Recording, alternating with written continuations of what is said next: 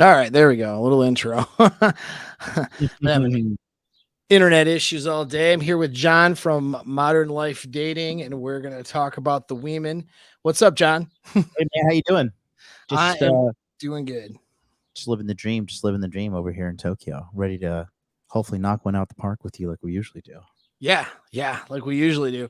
My we'll do your announcement for masculine empowerment network in a minute, Yep. but the Your topic links for, in the private chat. Sorry. yeah. Right on. Awesome, dude. Awesome. And I'll post that. But so right now the title of it is Old Divorced Dads Secret to Dating Women in Their 20s. I just came up with a title to make middle-aged, bitter-ass women angry at me because they got mad at my short where there's literally nothing wrong I said. Now, there's a lot of women who are 35 and up, right? And surprise, surprise, of course, they're all attractive and have their crap together. We're like, thumbs up. We're like, cool, right? Because my short wasn't divisive at all. You know what I mean? It wasn't against older women, it was just simply stating the facts, which is that, what I stated in that short, you guys can go check out my short. It's probably a couple in, if you haven't seen it yet. I don't want to necessarily link it. I want you guys to go actually click on it and help me out there later. But basically, I said, yeah, like I'm dating, I'm with a girl in her 20s, who's hot and in her 20s, all that good stuff. But I never put any age restrictions on when I was dating. When I was single and out there and dating, I'm not putting like an age restriction. I'm not sitting here going, well, if you're over 35, you're washed up. I'm 45 years old. So I wasn't doing any of that. But what would happen is as my options, I'm going to go out with the most attractive options. There are attractive women who are 35, who are 40, who are 50. There's attractive women that are 50. I will say it right now. But those women were with dudes. They were taken. They were, some of them married, some of them in long-term relationships. The ones that I can think of, I can count who are women that are past their 20s, into their 30s or 40s. And even there's a couple that I know of in their 50s, smoke shows with stable relationships as far as I can tell. So I'm not obviously dating them, right? And then the other ones, even some of them that were attractive were unattractive when it came to their personalities. They were entitled, they were bitchy, they were unpleasant to be around. So why would I be with those women? And then the younger women that I would go out with or hang out with or date, they were fun. They were pleasant to be around. They were low drama. Now there are some girls in their 20s who are not low drama, and I'm not in a relationship with any of them. Right. But and they're not somebody that I would have dated consistently once the drama starts stepping in. But hot girls in their 20s, that's who I ended up with. Why? Because they made me feel good. They knew how to show up and be chill and be a compliment to my life and be low drama and also, be attractive. Now, some of that's just by default to their age, right? A 23-year-old girl shows up and she's attractive, doesn't have to put as much effort into it as a 33, 34-year-old. So I don't consider even my own current relationship the most stable relationship that I would, by the way, I wouldn't put this kind of pressure on my relationship anyway, where I would put my relationship on a pedestal and say, guys, you got to be like me. I'm cool, whatever. It puts a lot of pressure on the girl, puts a lot of pressure on the relationship. You're making your relationship public. That's not exactly what I do, but I do, because she had wanted me to have pictures of her on my social media to other girls in check. That's why I have pictures with her on my social media. I actually wouldn't do that because I wouldn't expose her to all of the internet losers out there. You know what I mean? That are just going to, no matter how she looks, have something to say.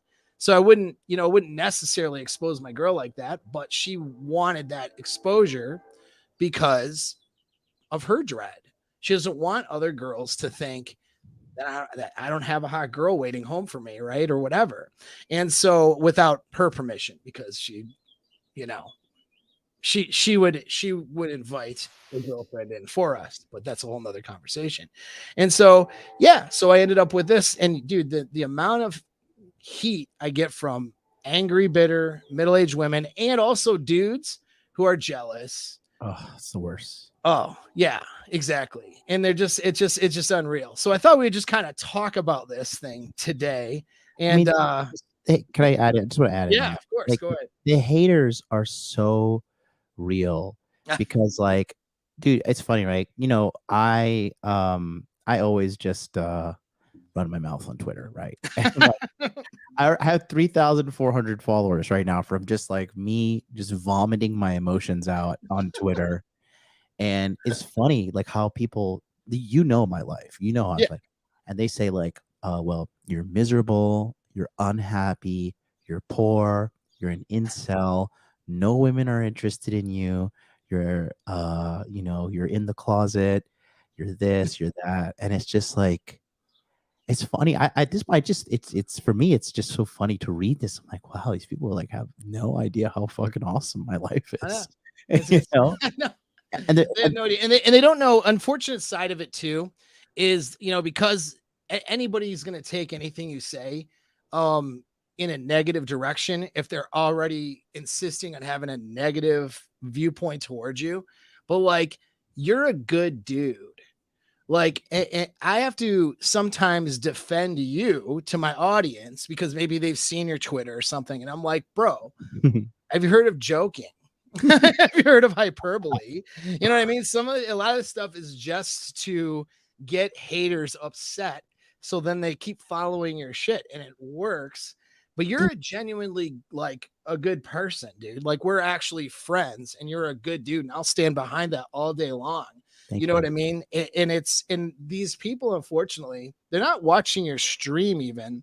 They're not taking your courses or programs and seeing how much effort you put into those programs and helping dudes. Mm-hmm. I've audited a lot of courses and there's usually a distance between, a far distance between the guy who's running that course and his clients. Mm-hmm. And he's really just, not putting that much effort in and trying to build up, notoriety through content and other things and marketing. But, there's no vested interest, man. You have your people. Like when somebody comes to do one of my programs from one of your programs, like you tend to know who that is. And I'm like, wow, that's even, that's not usually what's heard of out there. The guys who take your stuff know, you know what I mean? That like you give a crap about their outcomes, even if you're hard on them, even if you're, we're and as coaches, you or I, we're not always going to be right and everything, right? But we care about their well-being and they're going to get the results regardless. You know what I mean? Because as you put effort into something, even if you make mistakes along the way, as all of our clients do, we get them right back on track. We're results-based and we get these guys, the results they need. And that's what the audience and these haters and these idiots don't understand. You know what I mean? Is that we genuinely help lots of people, man, men and women too. Yeah. That's another thing. I just want to say that because there's so much hate, in these types of, channels and these topics towards women. That's not even us. We tend to help men more often because, that's our clientele, right? That's who comes to us for help. But right. I got female clients too, man.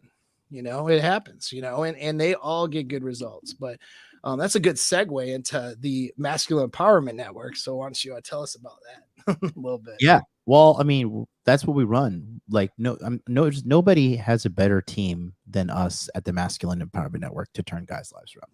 But hands down, there's nobody better than us. We're better than any men's network out there. There's nobody better than us because you know why? Because people like Myron Gaines came from my Masculine Empowerment Network. Okay. I've helped people with massive brands like Rolla Samasi. I've helped Richard Cooper. I've helped Donovan Sharp. I've helped Troy Francis. Okay. I've helped endless amount of guys. Brian Christensen from Hypnosis for Men. Okay. Andrew from the Legal Mindset, right? Andrew Esquire from Legal Mindset. Red Pill Thor started his brand from scratch after coming to me. Hypnosis for Men was mentioned earlier, and another one is Inner Masculine. Ryan Fowler has came from my community as well. Elevate Cyber. Okay, he's got this. His brand is booming right now, teaching people how to do cybersecurity. There's so many people. Get Money Coding as well, and Wraith, and I've helped you with your brand and your marketing. King Dre, actually, have helped me quite a bit. Yeah, Proud Masculine, Offie Kingdom. Good dude right there. Two good dudes right there. Actually, everyone you're mentioning is good. I like. Yeah. I haven't met somebody in the group that I haven't liked. That's another thing. You have a good talent about you. Part of your talent is, being able to, unite good people. Yeah, you know what I mean. And that's a really, really strong talent. It's not something that should be taken for granted.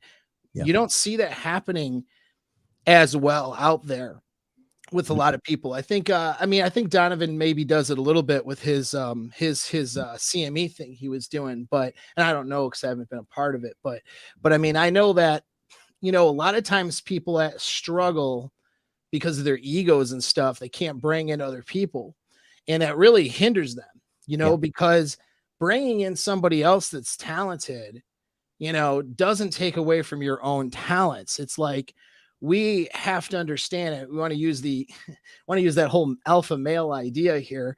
The reason why we're not gorillas or chimpanzees is because we can have complex social networks. Gorillas, you can't have more than one person in that's considered an alpha. They'll just beat each other up. But higher order thinking in human beings and our complex social abilities, you can have a bunch of guys who are alpha males, who have their own tribes, their own beliefs. They stand on their own 2 feet, come together for a common purpose. And you are very, very good at uniting those people. All these people you mentioned, we all these guys have something to offer, and I like working beside them because there's something that they're doing, in a way, even if we all have same perspective, there's a way that maybe they'll explain that perspective that'll resonate with somebody differently, or maybe the way I said it didn't quite work. You know what I mean? Or in the same way, and then vice versa. And that's how we all become stronger, together when we come together like that. And that's why these programs are so valuable, Yeah.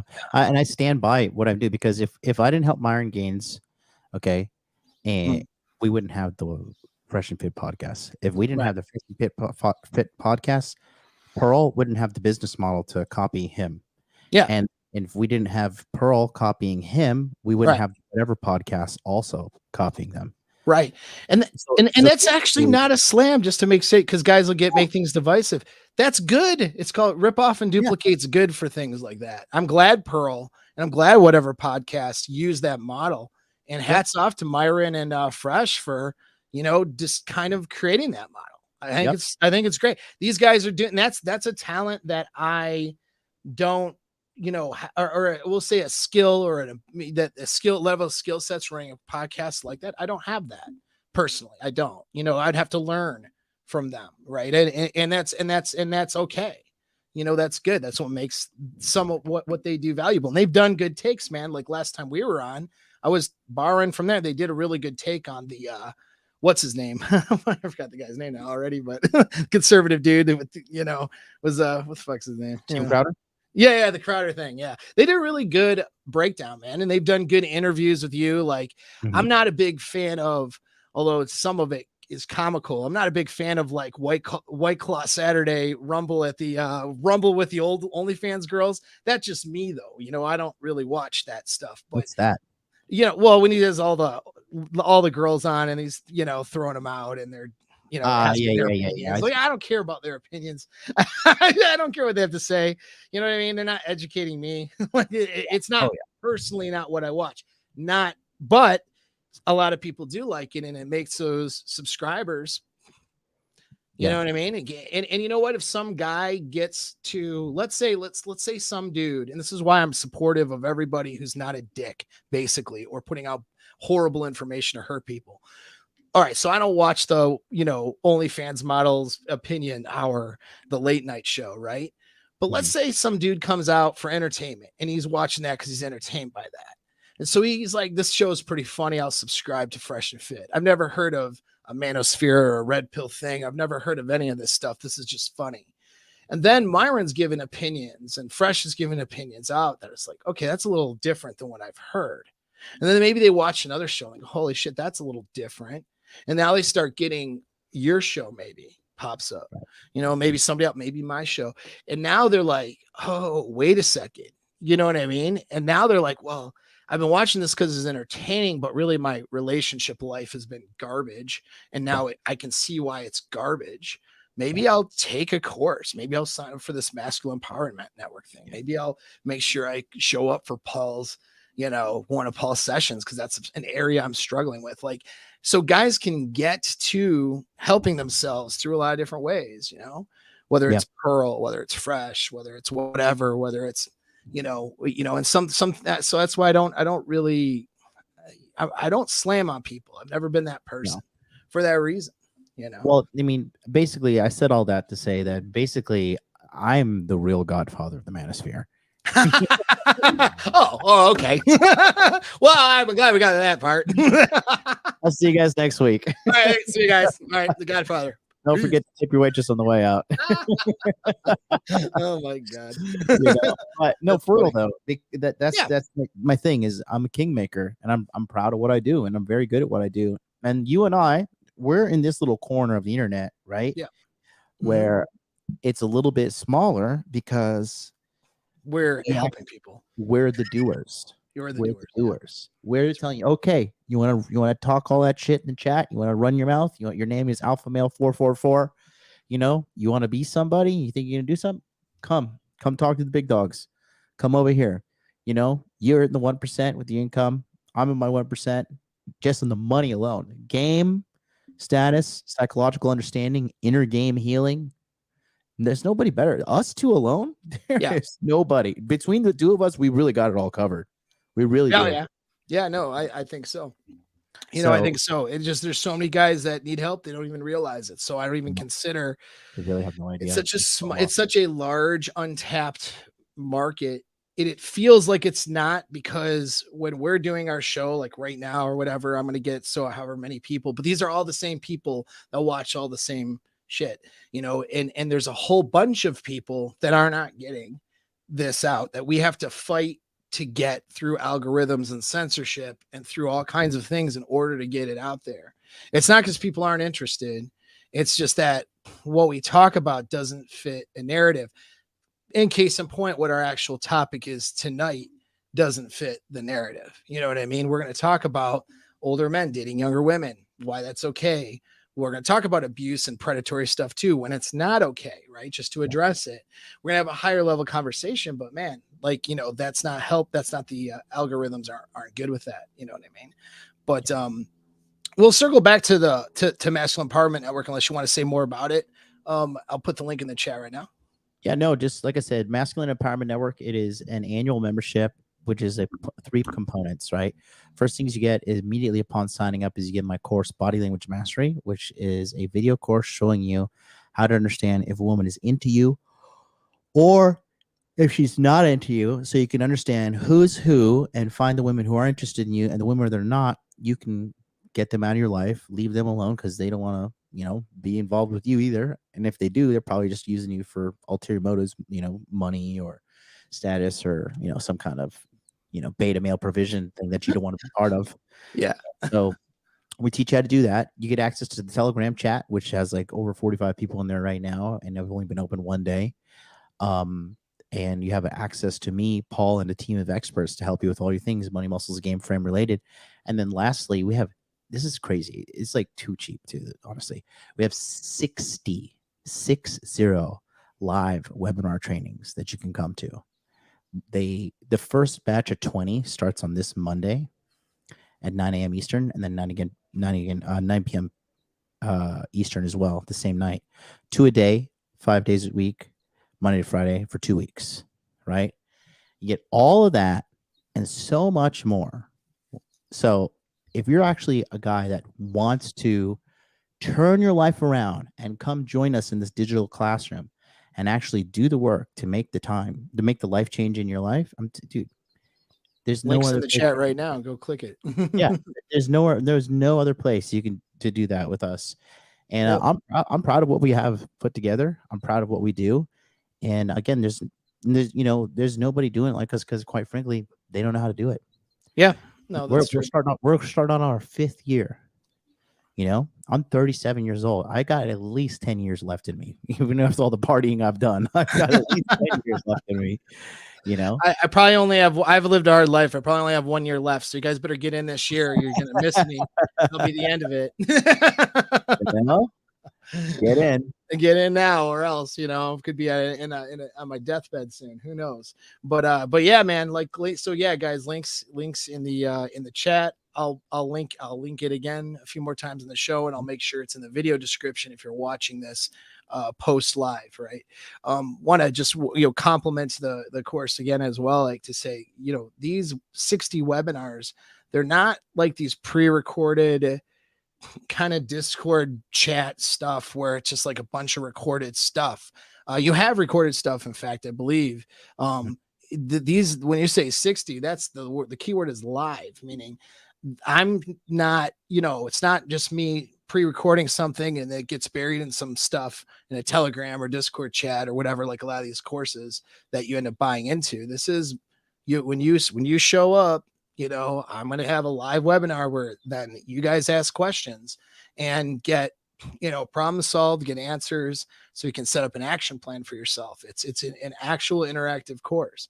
And then of course, we do record it for those, who miss the live, but that's an opportunity to interact with these people one-on-one.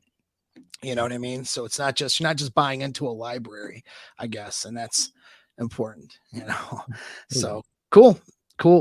Well, now let's talk about my divorced dad. I look at it because I don't even act like, yes, I guess I am a divorced. I guess I'm a dad. You know what I mean? More or less. Or I had a, separation. I'm no longer married, right? And I have a son, and I date women in their 20s. And it wasn't anything I even thought about until like more recently. Like, this has never really stopped. I mean, since separation from my marriage in my mid 30s, I've consistently been with, and there's a few women that were over the 30 mark, and of course, in the dating thing, but LTR wise, mostly it's pretty much all been women in their 20s. You know what I mean? So it's like, definitely not dating some fat 30-year-old either. No. They're always, yeah. That's it though. They're always attractive. You know what I mean? It's in fact, the one girl I was with for a while who is my age was extremely fit. She was like a fitness chick. I mean, she was a head turner, body wise, like especially, and she had a cute face too. I'm not saying that, but I mean, her body was so attractive that she was turning heads everywhere. It didn't matter what age the person is. And that goes to show too, for a lot of the women out there, it's like, gosh, you're not going to be 21 again. Stop trying to be 21. Be 40, but super hot at 40. Yeah. Get to be go take care of yourself, do the self-care, and be a good person. You know what I mean? It'll get you really far. But these women won't even do the basics. They won't even do that much. And in fact, I'll share with you real quick, because you're going to get a laugh at this. I'll share with you some comments from my short, right? And again, understand my short, it is 2 comments I'm going to share. Now, my short, again, was not, crapping on anybody, but just explaining that, hey, when a younger girl is hotter and doesn't bring drama into my life and is pleasant and fun to be around, of course I'm going to pick that girl. And then the end of the message was, if you're over 35 and you work on yourself, do the self-care, and you work on being a good person to be around and being a compliment to a dude's life and not bringing a dude drama or problems, you're going to get pretty far. You know what I mean? So it's actionable to women. I had women commenting, yeah, absolutely. You know what I mean? So I'll share with you though, this one of the negative comments. So this woman, my age, jumps into my private message, and she's like, and she's somebody I knew auxiliary through friends of friends, like growing up, right? she's like, you just put age restrictions on women. All right. So I didn't put age restrictions on women, by the way, but and so I go, do I? How so? Her comment was by stating, of course, I'm going to date the 25-year-old. Middle-aged women aren't. She goes by saying, of course, I'm going to date the 25-year-old. She's saying I put these age restrictions on women. It's like, no, I'm dating the 25-year-old because she's hot. She brings, pleasure to my life and benefits me, and it's not a detriment to my life. I mean, it's a pretty simple equation, right? Yeah. But she's upset, right? Middle-aged women aren't mad at you for dating younger women. The last date I was on was with a 26-year-old man. So, all right. Got to prove for sexual market value. Got it. That's right. So we'll start with that. That's obviously her, she's got to, this is what a lot of women do already.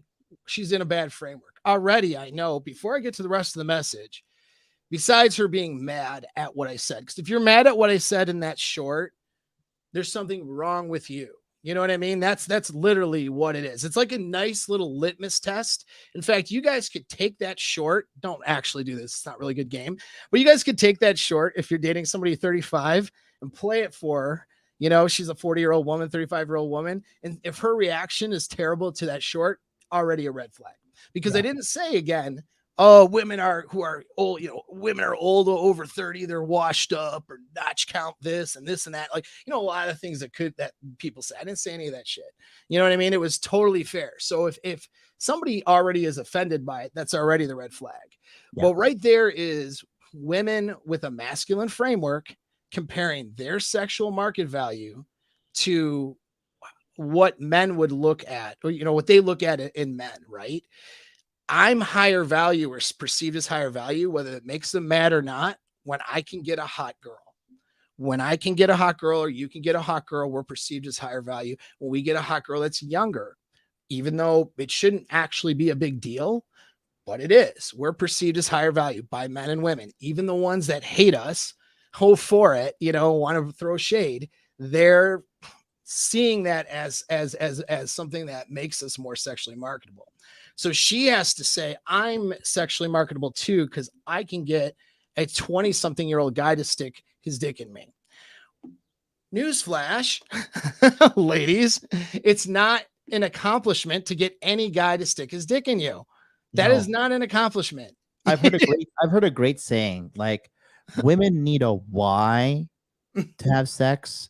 Men need a time and place. Yeah, exactly. And it's just like, I'm like, just like witnessing the cope is truly adorable, because like, right.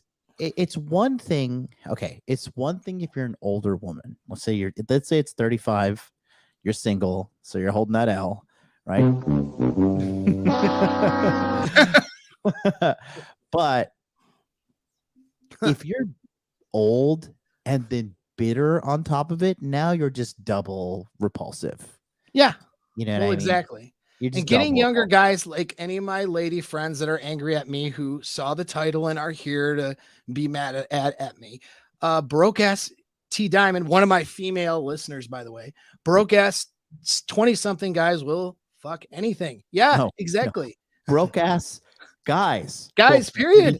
20-something, 30-something, 50-something doesn't matter, dude. Even yeah, exactly. And so, like, getting a younger guy to bang you, I went on a date with a younger guy myself, doesn't bring your value up. That actually makes you less valuable in my mind, not because you went out with a younger guy, but because you're bragging about that. You know what I mean? That tells me that your framework for what you think is going to make me happy as a man is already fucked. I'm looking for a girl who is interested in value to my life and making me happy, because I'm a dude who does that for women I'm with. In fact, to a fault, I will stick with a girl longer than I should sometimes, bringing a lot of value. And you know that too. I know that too. Right. And we're bringing as much value into their lives as possible, because that's our girl. That's how we are. So if we pick the wrong person that doesn't care about what makes me happy and only wants to do what makes them feel good and raises their self-esteem based on their paradigm of how they think a woman should be, and isn't interested at all in how I feel about that, they're just going to take value from me and be a detriment to my life. And it's going to be an energy time drain, and they're going to walk all over me, and it's going to be a problem, right? In which I don't allow, of course. So it's like we have to pick women and say, you guys listening, if you have a lot of value to bring, you got to pick women who are interested in also bringing value to you, so that two people are bringing value to the relationship. This concept shouldn't be hard. This is a very fair concept to both men and women, but so many women won't do it. They don't have that framework. And like, this is a case in point. So when she says that, I already know that she's broken and has no clue what's going to make her valuable as a woman to any guy who has options, right? And so her next comment, and that her next thing is, middle-aged women have been taking care of themselves and others for so long that they need a man to match their energy. Once that man can meet an alpha female's energy, she will treat him like a king. The problem is society has fucked up defined gender roles and vilified masculinity. And since she goes on to say, don't vilify middle-aged women. We're in the same position as you. We've had to raise children, be the breadwinner, and take care of a husband. No one was taking care of us. We have life experience. We don't want to settle. You do you. If you can't meet an alpha female's energy, that's on you. Congrats for flaunting your young beauty. Oh, and then she blocks me. I didn't respond. Oh, God, yeah. I some chick was arguing with me today, right? Because like, it's so funny, like, because I recently had like this viral blow up or whatever. Yeah. And these girls will like message me because my worldviews don't match up with theirs. And then she'll send me 10 voice messages in a row telling me how much she doesn't care. Right. Oh, man. Well, it's just like, and so like, it is. And it's like, so imagine the arrogance, right? So imagine if a chick, like, let's say she did a short, and that short was, at a woman of my age doesn't want to date guys who aren't financially stable, because guys who aren't financially stable tend to have insecurities, and they have a lot of other problems in their life. And if by the time they're 40, 45, 50 years old, they don't have financial stability, there's some things that are wrong with them usually. And I end up not wanting to date that person because of the things that are wrong with them. And I tend to gravitate more towards men who are more financially stable because they don't have all of these other toxic things wrong with them. Mm-hmm. Let's say she did that video. There wouldn't be anything wrong with that video. This is no offense to guys who went through the divorce machine, who are in your 40s and trying to pull yourself back up. But statistically speaking, right, guys who are 40, 45, who are broke, have a lot of problems, right? And they're going to bring those problems to a girl in a relationship. Now, if that's you, do the Masculine Power Network. There's a whole bunch of webinars I'm going to be listening to about money management, things of that nature. Not that I'm broke, but some really good things about getting your finances together. And that's just a part of what you have to do as a man, right? You need to work on your finances. And if you are dating a chick, you need to work on yourself and your inner game, so you're not doing the things that a guy who's been through like the divorce machine and who's like been zeroed out would do on a date. You know what I mean? Would be being insecure about other guys who are more successful, down talking other guys, trying to, throw your ego around, bring a little drama into the mix too, and bringing her problems or telling her sob stories and some of the shit that these guys do. Right. But if a girl did a video like that, I wouldn't have the arrogance to pop into her inbox and say, well, you're just financially limiting men.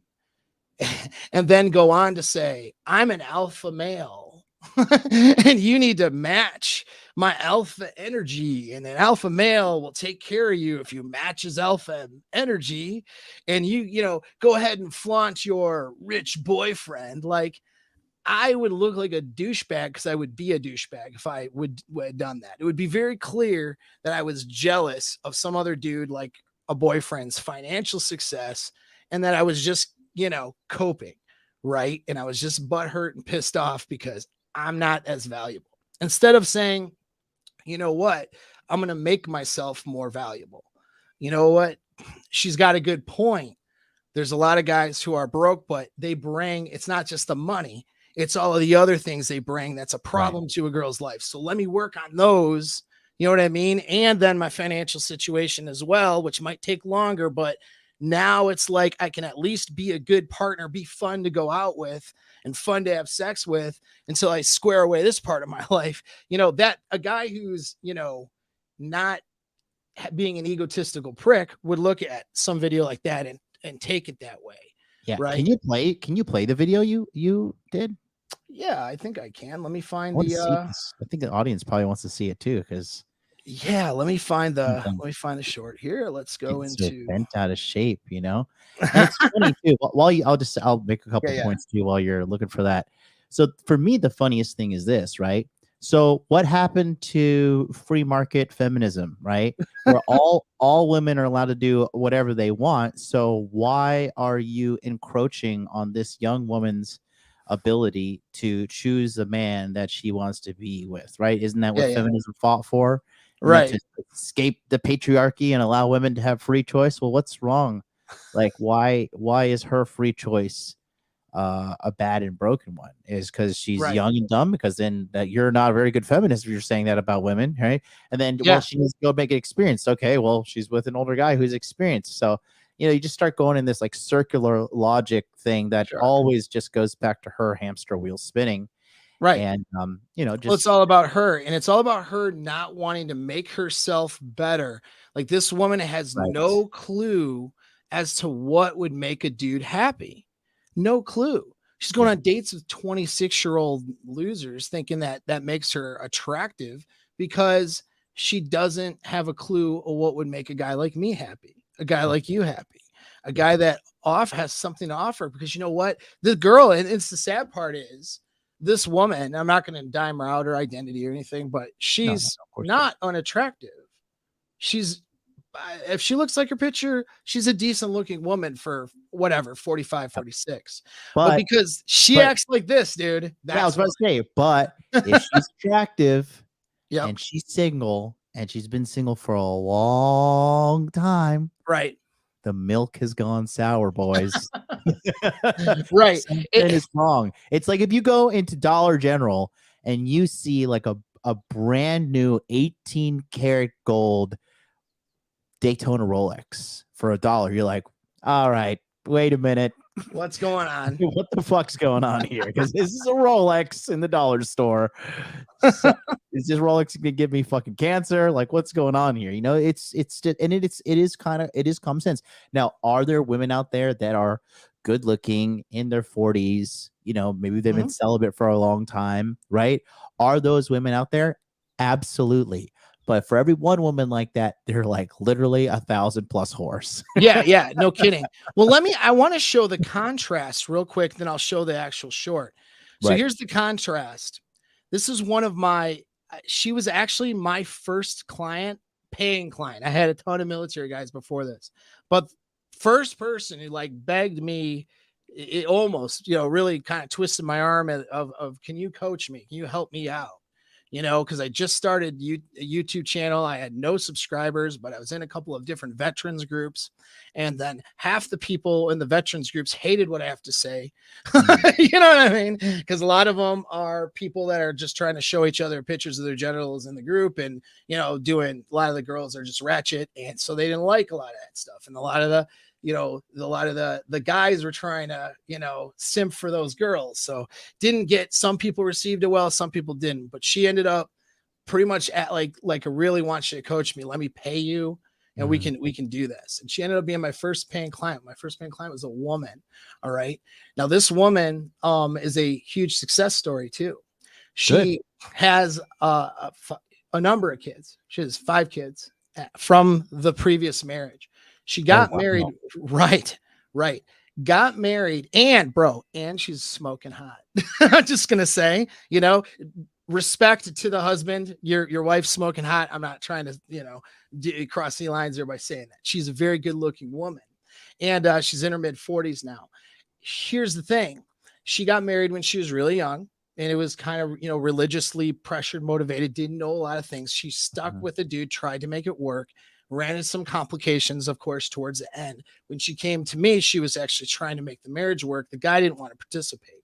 And so the guy was unfortunately kind of, he was, one of those dudes who's not going to want to help himself. Right. He was kind of a jackass. And, instead of, he had tried to schedule time with me and then would no show and just be a jackass. Right. He wasn't doing the work. And so she did the work and she listened to what I said. And so now she is now remarried with a dude who's pretty successful from what I can tell. She's she's actually a fitness personality, so I won't dime her out unless she wants me to. God damn, how old is she? She's like 46. You're the fucking man, bro. 40-year-old woman with 5 children got remarried to a successful guy. Yes, 100%. Well, look at it. She's hot. She's got it. And she knows how to make a guy happy. Right? Like why is the guy going to say no to that? The guy's like, I think he's like 5 years younger.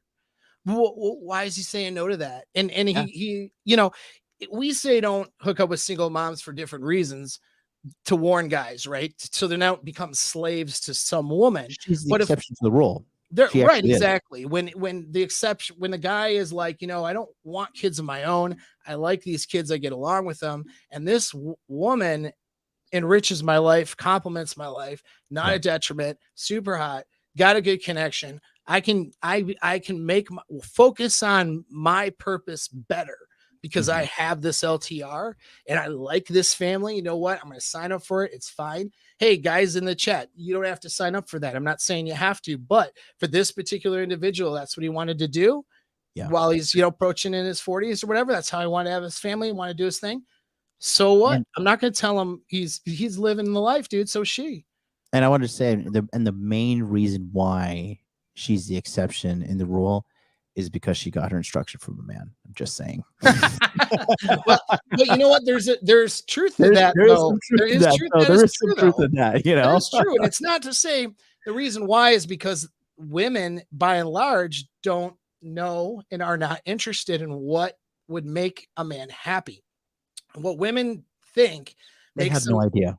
No, the average woman has no idea. No, the average woman, what they put out as what makes them valuable, it's what they think a guy should want. It's like, oh, he should want an alpha woman who's in charge and who makes the money, or he does this, that, and the other, boss babe, like stuff. Listen, that's not what, and when a guy says it's not what a guy wants, it's not what most guys want. That's not what I want. It's like, she'll say you're a misogynist. She'll start to shame you. Oh, you just can't handle it. Like this other chick. If I can't handle an alpha female. No, someone who says she's an alpha female is unpleasant to be around, generally speaking, most of the time. It's not that I can't handle you. It's that I don't want to handle you. If I'm going to deal with BS, I'll deal with it from a hot 20 something that, and then end the relationship or not be in one with her because we're just dating and we don't make it that far. Right. No, it's like, I don't want to be around somebody that's unpleasant, that makes me, feel like shit to be around. Like that. It's pretty simple concept. And these women that sit here and want to compete with a guy for leadership and for everything else, and be argumentative. Like, what's the alpha female? That means that she's going to be argumentative. She's going to be she's going to be a pain in the butt most of the time. Now, maybe there's some woman out there that doesn't see it like that and she will have her own definition. That's cool. But generally speaking, that's what it means, where, this girl is a strong, like, independent female. The one I'm talking about. I mean, she had to raise 5 kids and go through a divorce. Right. And the guy was broke, dude. So it's not, she was financially struggling too during that. And now, she knows she runs her own business, but she is able to put that shit in the bag. Why? And be a submissive wife. she recognized that's what I want to be. You know what I mean? I want to be this, and I can be strong and empowering. She trains other women in fitness. I can be strong and empowering in my work, but at home, I want to pick a guy who I trust to lead and have him lead me. You know what I mean? And she could embrace that femininity and embrace that stuff instead of, rejecting that and telling the guy that if he wants something different than what she says he should want, you know what I mean? Then that he's something wrong with him. So anyway, her reaction, she watches the same video. Her reply, first reply, facts. Okay. She's also friends with my girlfriend on social media, likes all of her shit all the time. Here's a woman who's not threatened by a 25-year-old. Okay. Then she writes, women my age complain about men our age dating younger women. And I'm like, you best step up. That's your competition. Make yourself attractive, be youthful, sensual, sexy, and make him feel good. Not hard. Wow. Wow. It's not hard, is it? It really isn't hard to make a dude happy. Make him feel good. Be sexual, have good sex with him. Take care of yourself. Just take care of yourself, your mental and your physical health. It's not that hard. And then don't bring a bunch of drama to the dude, right? How hard is this? This is like basic, as easy as fucking breathing, right? This is how you be a human. And like the burden of proof is so much higher usually on guys. I'm not, sitting here going, oh, guys, we have it so hard, but it is though, right? Yeah. Like for a guy to get the younger, hotter girl, he's got to have a lot more stability and a lot more things going on. It's a lot more complex with what makes a woman choose a dude than what a dude would choose a woman for. The dude is getting his dick wet, happy about it, feels good every day with her, knows that she feels good, also knows that she's in desire for him. So she's not, he's not worried about her running off to get, needs met from somebody else, right. Respects him, right? And doesn't bring a bunch of drama. Like that's all she needs to do. Yeah. She could overcome high body counts. She could overcome single motherhood. She could overcome age. She could overcome all of the shit if she just looks good, makes him feel good.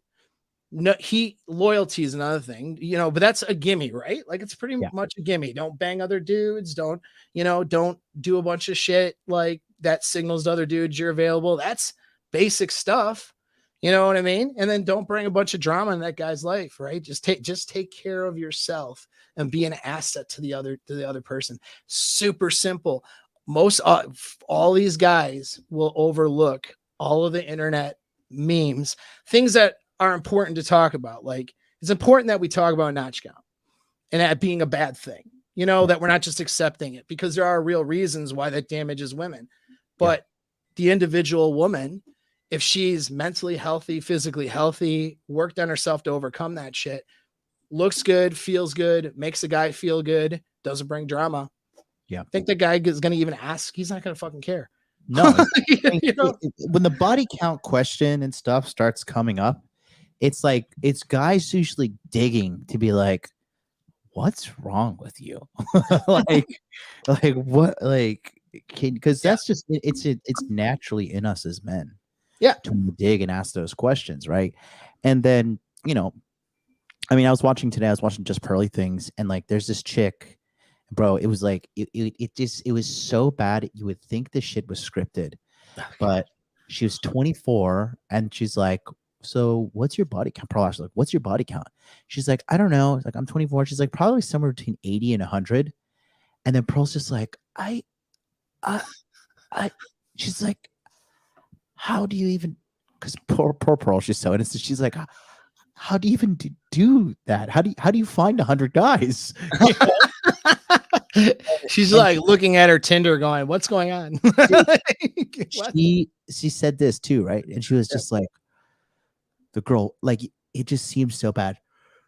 Verbatim, she's like, I really don't think about the future and I just try to enjoy my life in the present. And I was just like, and she was getting defensive. She's like, I'm going to die one day. None of this matters and blah, blah, blah. And I'm just like, And that's the problem. Like, so it's like she's gonna defend her bad choices. That doesn't make it better. That makes it worse. That makes a guy of value go, oh, okay. Well, I'm not gonna. If I were to give an exception to what I think my rules are, it ain't gonna be for this chick. You know, and like and it's like the girls that own up to the shit that the mistakes they made and make themselves better, they turn out like my client did. Yeah. They turn out happy. The girls that are accountability. Yeah. Accountability. Imagine that, right? Being an adult, having accountability, going, you know what? I don't like my life the way it is right now. I'm going to take charge of it. I'm going to learn what it's going to take to get what I want. I'm going to figure out where I've been going wrong, where I effed up. You know, she's, you know, although she has her, you know, her background's no picnic. She's made mistakes, not just through the marriage, but other things in her life, you know, and she'd tell you that. But you know what? She took accountability for it. It's really that simple. Whereas the other girl in my DMs, no accountability, none whatsoever. It's like we, you know, us women, us middle-aged women, like there's some sort of team that you're involved in. I never slammed on middle-aged women. Team misery. Yeah, you know, it's like I never slammed on it. I just said, if you're unattractive as a middle-aged woman and you be in your behavior as well as your looks, a guy who has options isn't going to pick you. And that made her upset. Well, too bad. You know what I mean? Too bad. There's a, you know, instead her bragging point is that she banged a 26-year-old or went on a date with him. We'll say, oh, the other day I want to, that's your bragging point. You know, that doesn't tell me that, you know what I mean? You have anything together. I had a few women in my comment section. I'll show the video actually right now and you guys can see for yourself. Let me, you know, it's so funny too, because like these American girls, they just like, they snitch on themselves so hard because they are just all they're doing is relating their value, and everything, their value system is based upon like sexual things, like sex. Like, oh well, you have a small dick. Oh, you're just an incel. Oh, you would never satisfy me sexually. It's like, right. Like my life is not a big like dick and vagina fest. Like I got hobbies. Like I want to see the new Guardians of the Galaxy movie. You know, sometimes we donuts. You know, yeah. Like what's going on here? Yeah, is it all about dicks now? Is that what it is? You know, like, yeah. So here's the video if I can get. Of course, I'm going to date the 25-year-old. Middle-aged women got angry when they heard about me dating women 20 years younger than me. I don't put any age restrictions or limits on women I date, as long as, of course, they're adults. It's not about their age. It's about their level of attractiveness. And unfortunately, the really attractive women, they're already with somebody. So a lot of the single ones that are left are entitled. They don't want to make a guy feel good, and they haven't been taking care of themselves. Just pick somebody that makes you feel good, makes you happy. And any of you girls who are listening, just be attractive. Learn how to make a guy feel good. You would be surprised about the results that you might get. Of course, I'm going to date the. So that was the. There we go. Let me come back there. That was it. That was triggering. You know what I mean? It's not even that extreme. Like, dude, it's not even that extreme. Like, okay, and I'll say this too. Like, it's not. When I was juggling a couple women, you know, like when 2020, 2021 and stuff, you know, dude, there was a chick in my roster that was in her 40s. There's a chick that was like 36. She owned a Pilates studio, and she would always come over and like she was just like legit she just loved to come over, massage me from head to toe, cook for me, clean up my house, have sex, and then go home. Like that's just what she loved to do. She just loved to come do that. And I was just like, this is phenomenal. So right. I'm not gonna be like, well, you're 37, so you know, get out. You know, right. Great cook. You know, the chick in her 40s too. She's like she loved to come over, massage me. And then, you know, I had like a main like sexual roster, and the girls were like 28, 29. 28, 29. And then I think one was 30 too. Yeah. And so like, and then, you know, I had a couple stragglers here and there, like, you know, 24-year-old, 25-year-old, 26, one and done. But like, I'm a busy guy. And so I just make sure that there's some chemistry and some form. Like I'm pretty big on trust, especially now. I now have a lot to lose. So like if I like smell like with like have like 1% like sniff of like a girl's just not trustworthy, like you're done. Like you're absolutely done. I have too much to lose. And but if I have that, like even in my personal life, like a lot of people think like I only date like young girls or whatever. But that's when people ask me on these shows, like, what's your ideal? I'm like, sure, my ideal is 18 to 24, right? That's like my ideal. But if you were to average out the girls I've been seeing lately, like these last couple of years, probably like 27, 28 is like the average age, right? If like add them all up and divide it. Yeah. But at the end of the day, like, when it comes to, because a lot of these people who are content creators, these red pill content creators, a lot of these guys are fucking liars. A lot of these guys just exaggerators and liars. Oh yeah.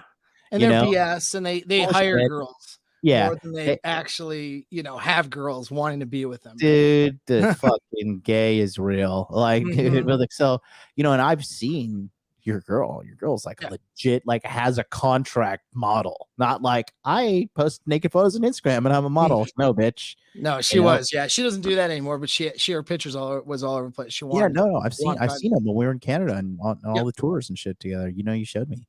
Yeah. So I just think that like it for me, the biggest things is too, and like, after like dating a girl for a while, like towards the tail end of the relationship, who's just like cancer, and then like just talking with a woman older than her, but it's like a fucking sweetheart and an angel, right? Just like talking to her makes me feel better.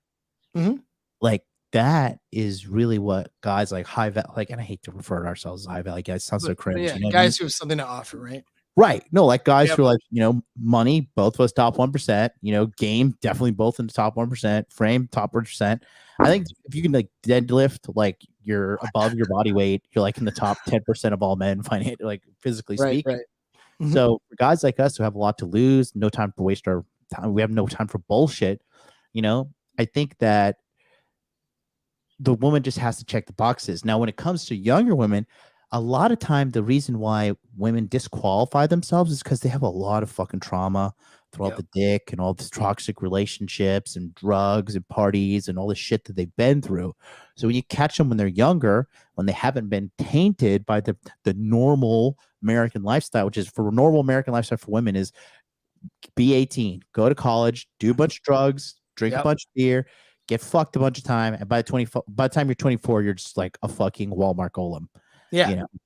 And that's the problem right now, so I'll get into a couple of points of why it does work. First of all, just so people understand, like, I like to talk about our evolutionary drives and the science behind it.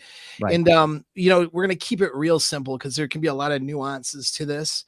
There's reasons it doesn't work and there's reasons it does work. And so we'll talk about why it does work why girls are legitimately attracted to older men. And the reason why is because a guy's sperm, right, is viable until he passes away. And so a guy who signals genetic value, even at 60 years old, right, he signals genetic value.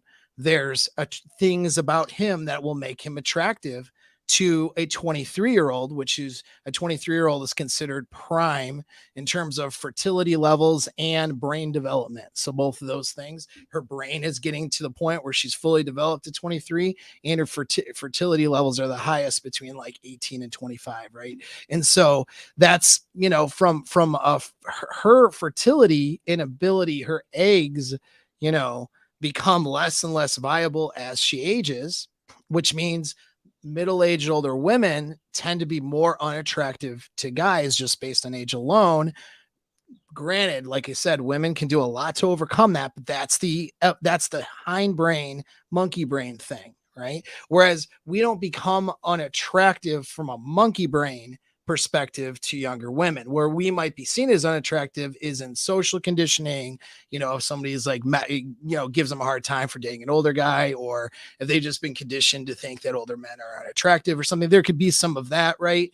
But I mean, the monkey brain would go with the older guy if he's attractive, whereas older, guys struggle with going with the older woman even if she's attractive sometimes. But again, if she does a lot to overcome it, you know what I mean? The guy will, she'll find herself married to a good guy. Like, it's not a big deal, but that's why it does work. So people don't like that. Like, women don't like the fact that, their fertility dries up as they get older and a guy's doesn't. And that's why this dynamic is in play. They don't like to hear that.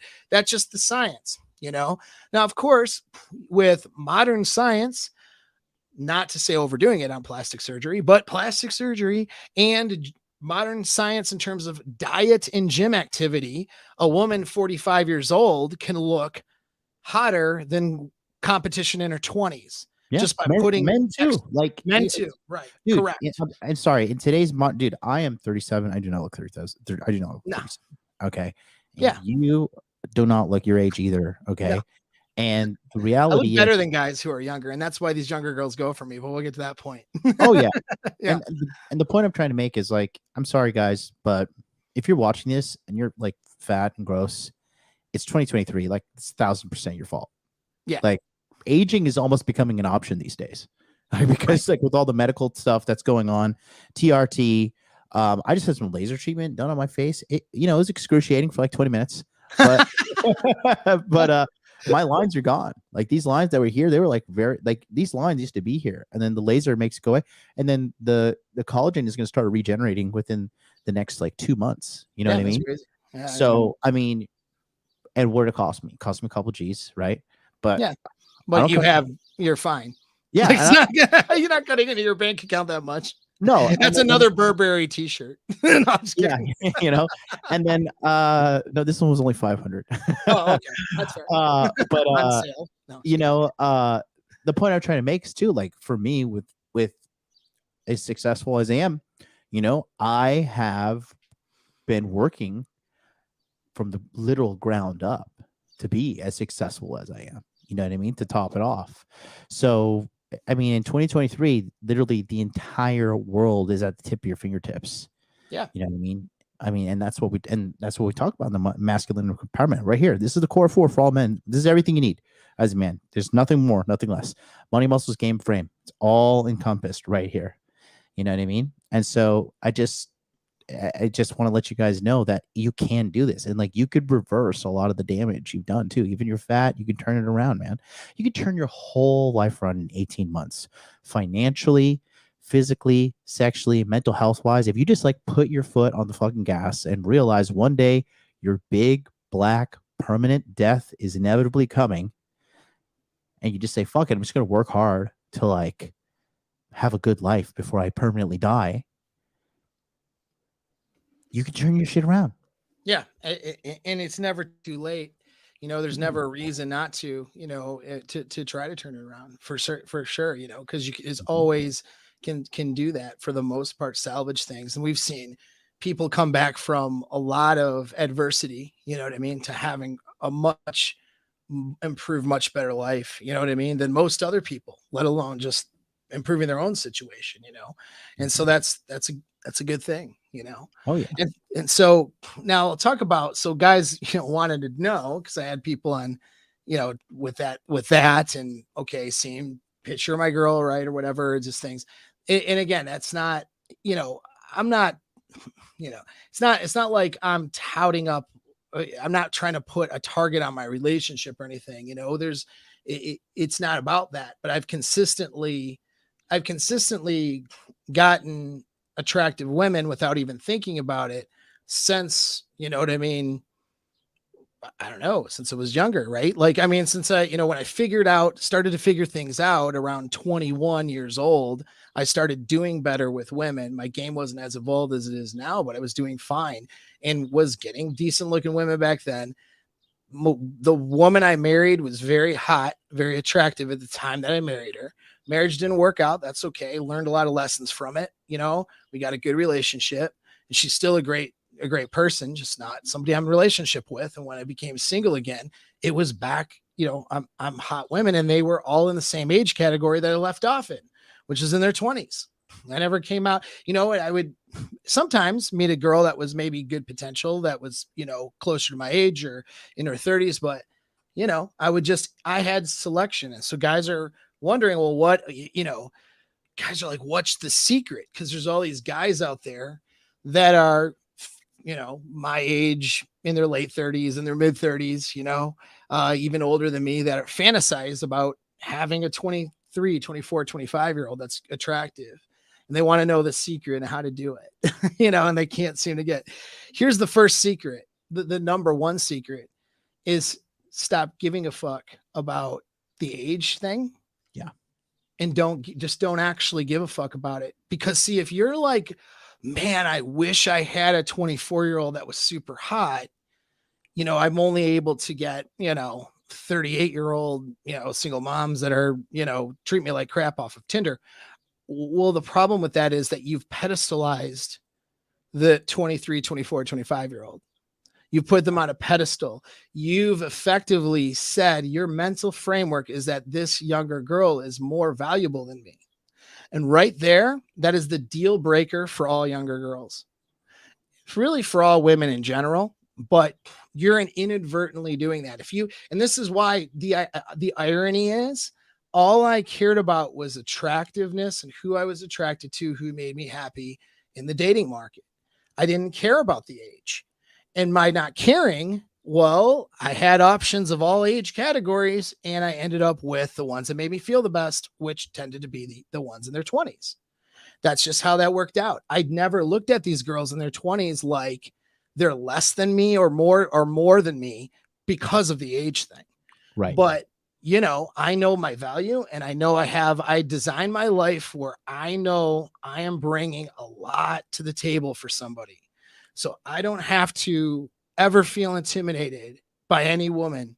I don't care how attractive she is. I don't care what her status is. I don't care what she has going for her. Doesn't devalue her, but it just says that I have a lot to offer any woman on the planet Earth right now today. Even if she's got more money than me, doesn't matter. She can't have sex with herself. She can, but not the way I can, right? For her, if she's attracted to me. Do you see what I mean? The way you make her shake. I bring things for the girl that looks at me and says, that guy's attractive or whatever. Because not every girl is going to be, I'm not every girl's physical type or whatever it may be. But for the girls that find me attractive, which is a high percentage of women, because I take care of myself, I got all the blocks checked.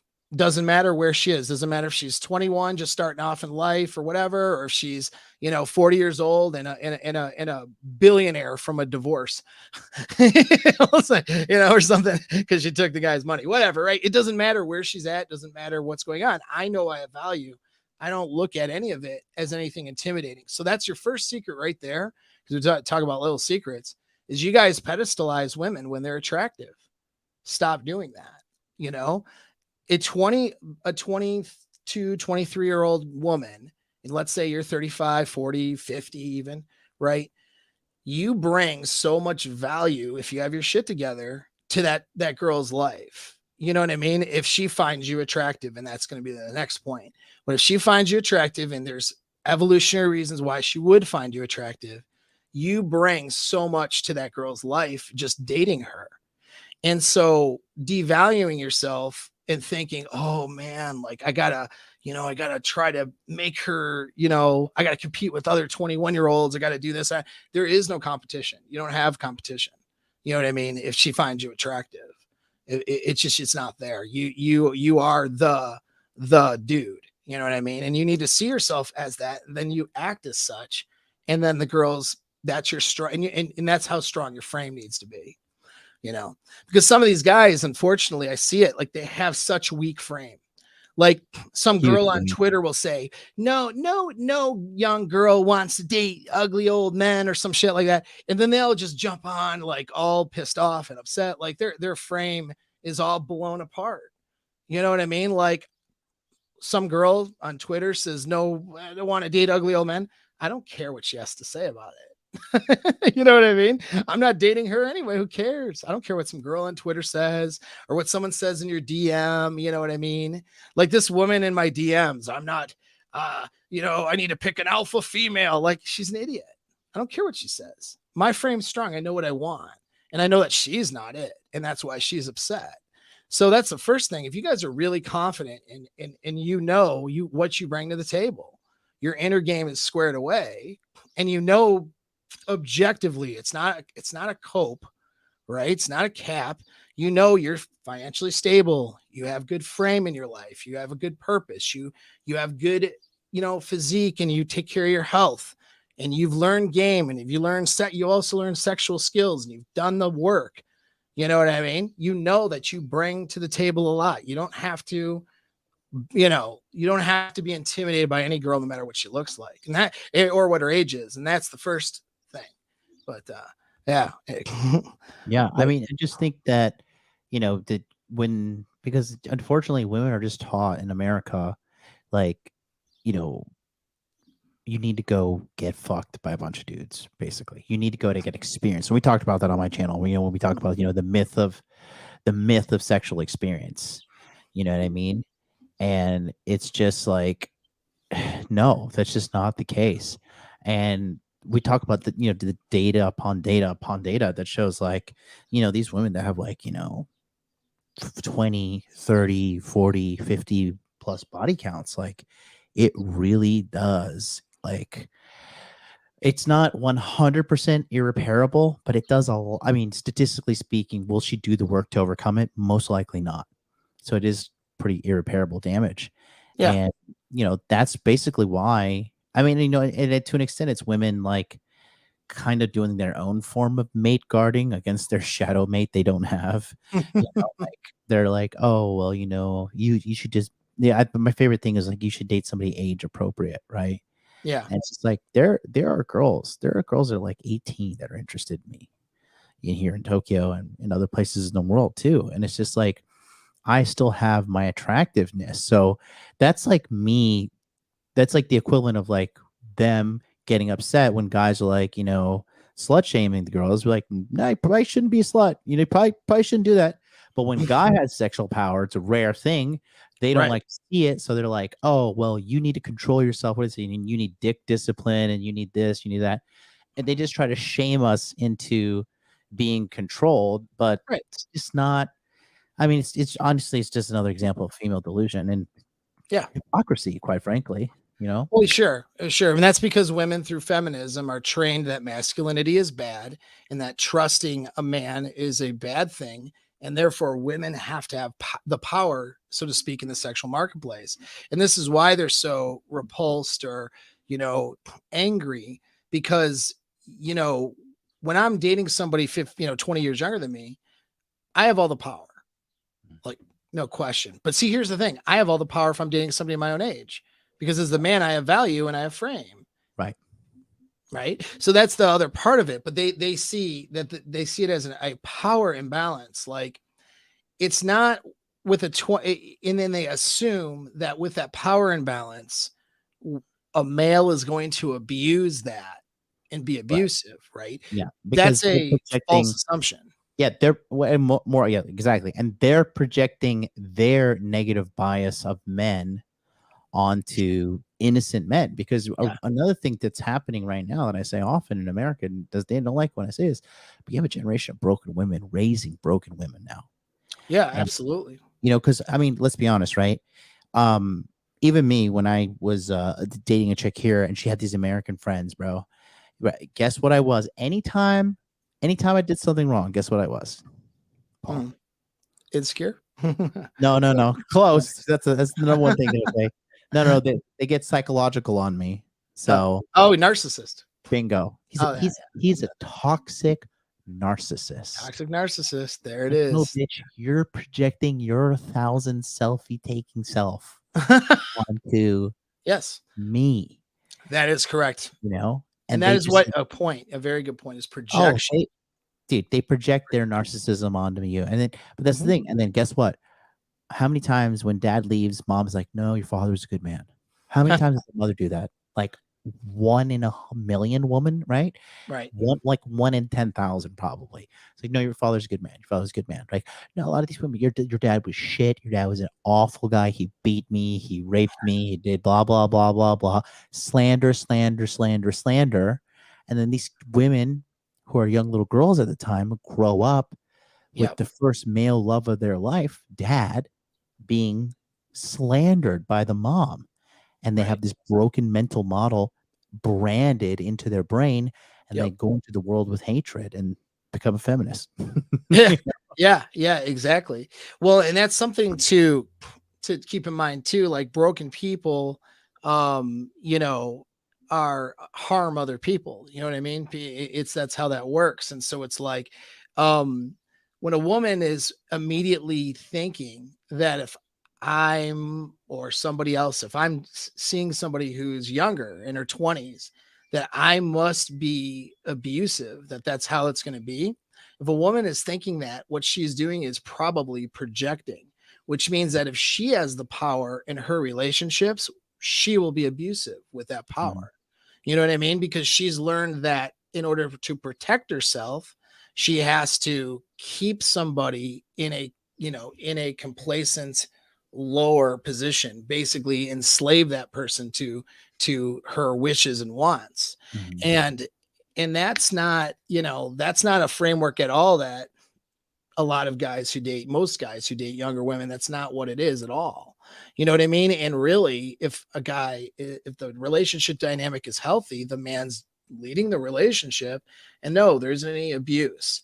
And with a 25-year-old adult, that's a consensual relationship.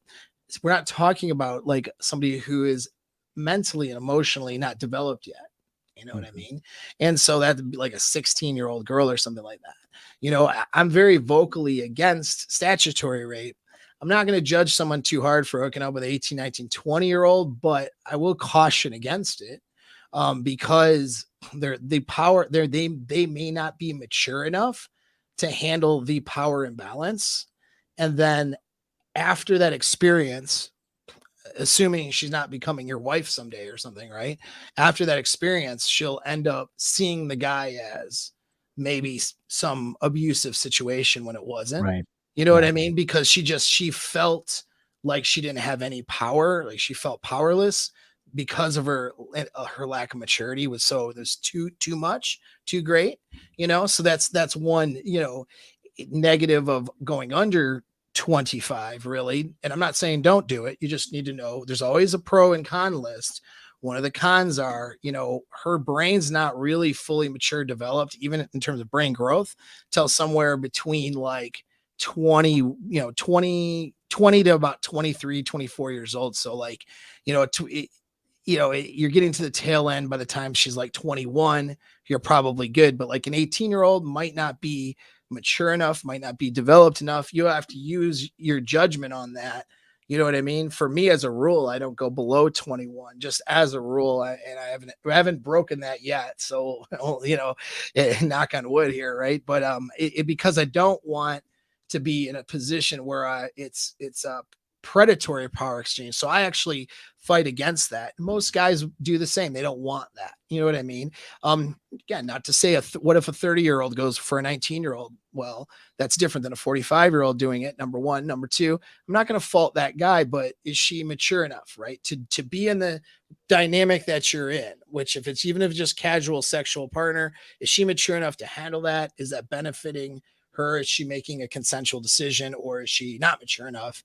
And is this damaging to her? That's something you would ask, to any. I don't want to damage a girl or allow her to damage herself. So I pick healthy women, right? And that's healthy at 28 years old, healthy at 21 years old, healthy at 40 years old, doesn't matter. And so I suggest guys just pick women that are healthy and low drama.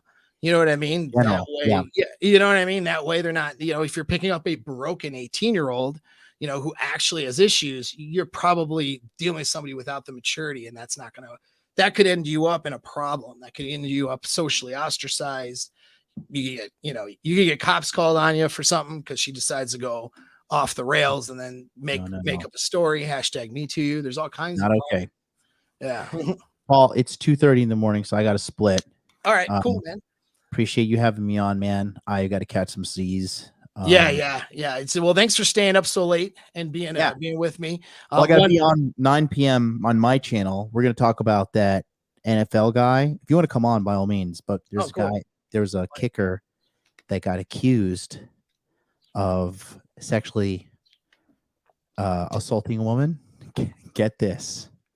So did an investigation, and actually the actual time that she accused him of sexually assaulting her, she was getting gangbanged consensually.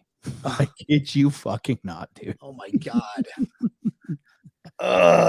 Ugh. They're getting sloppy. They're getting sloppy. Drunk with power. Sloppy.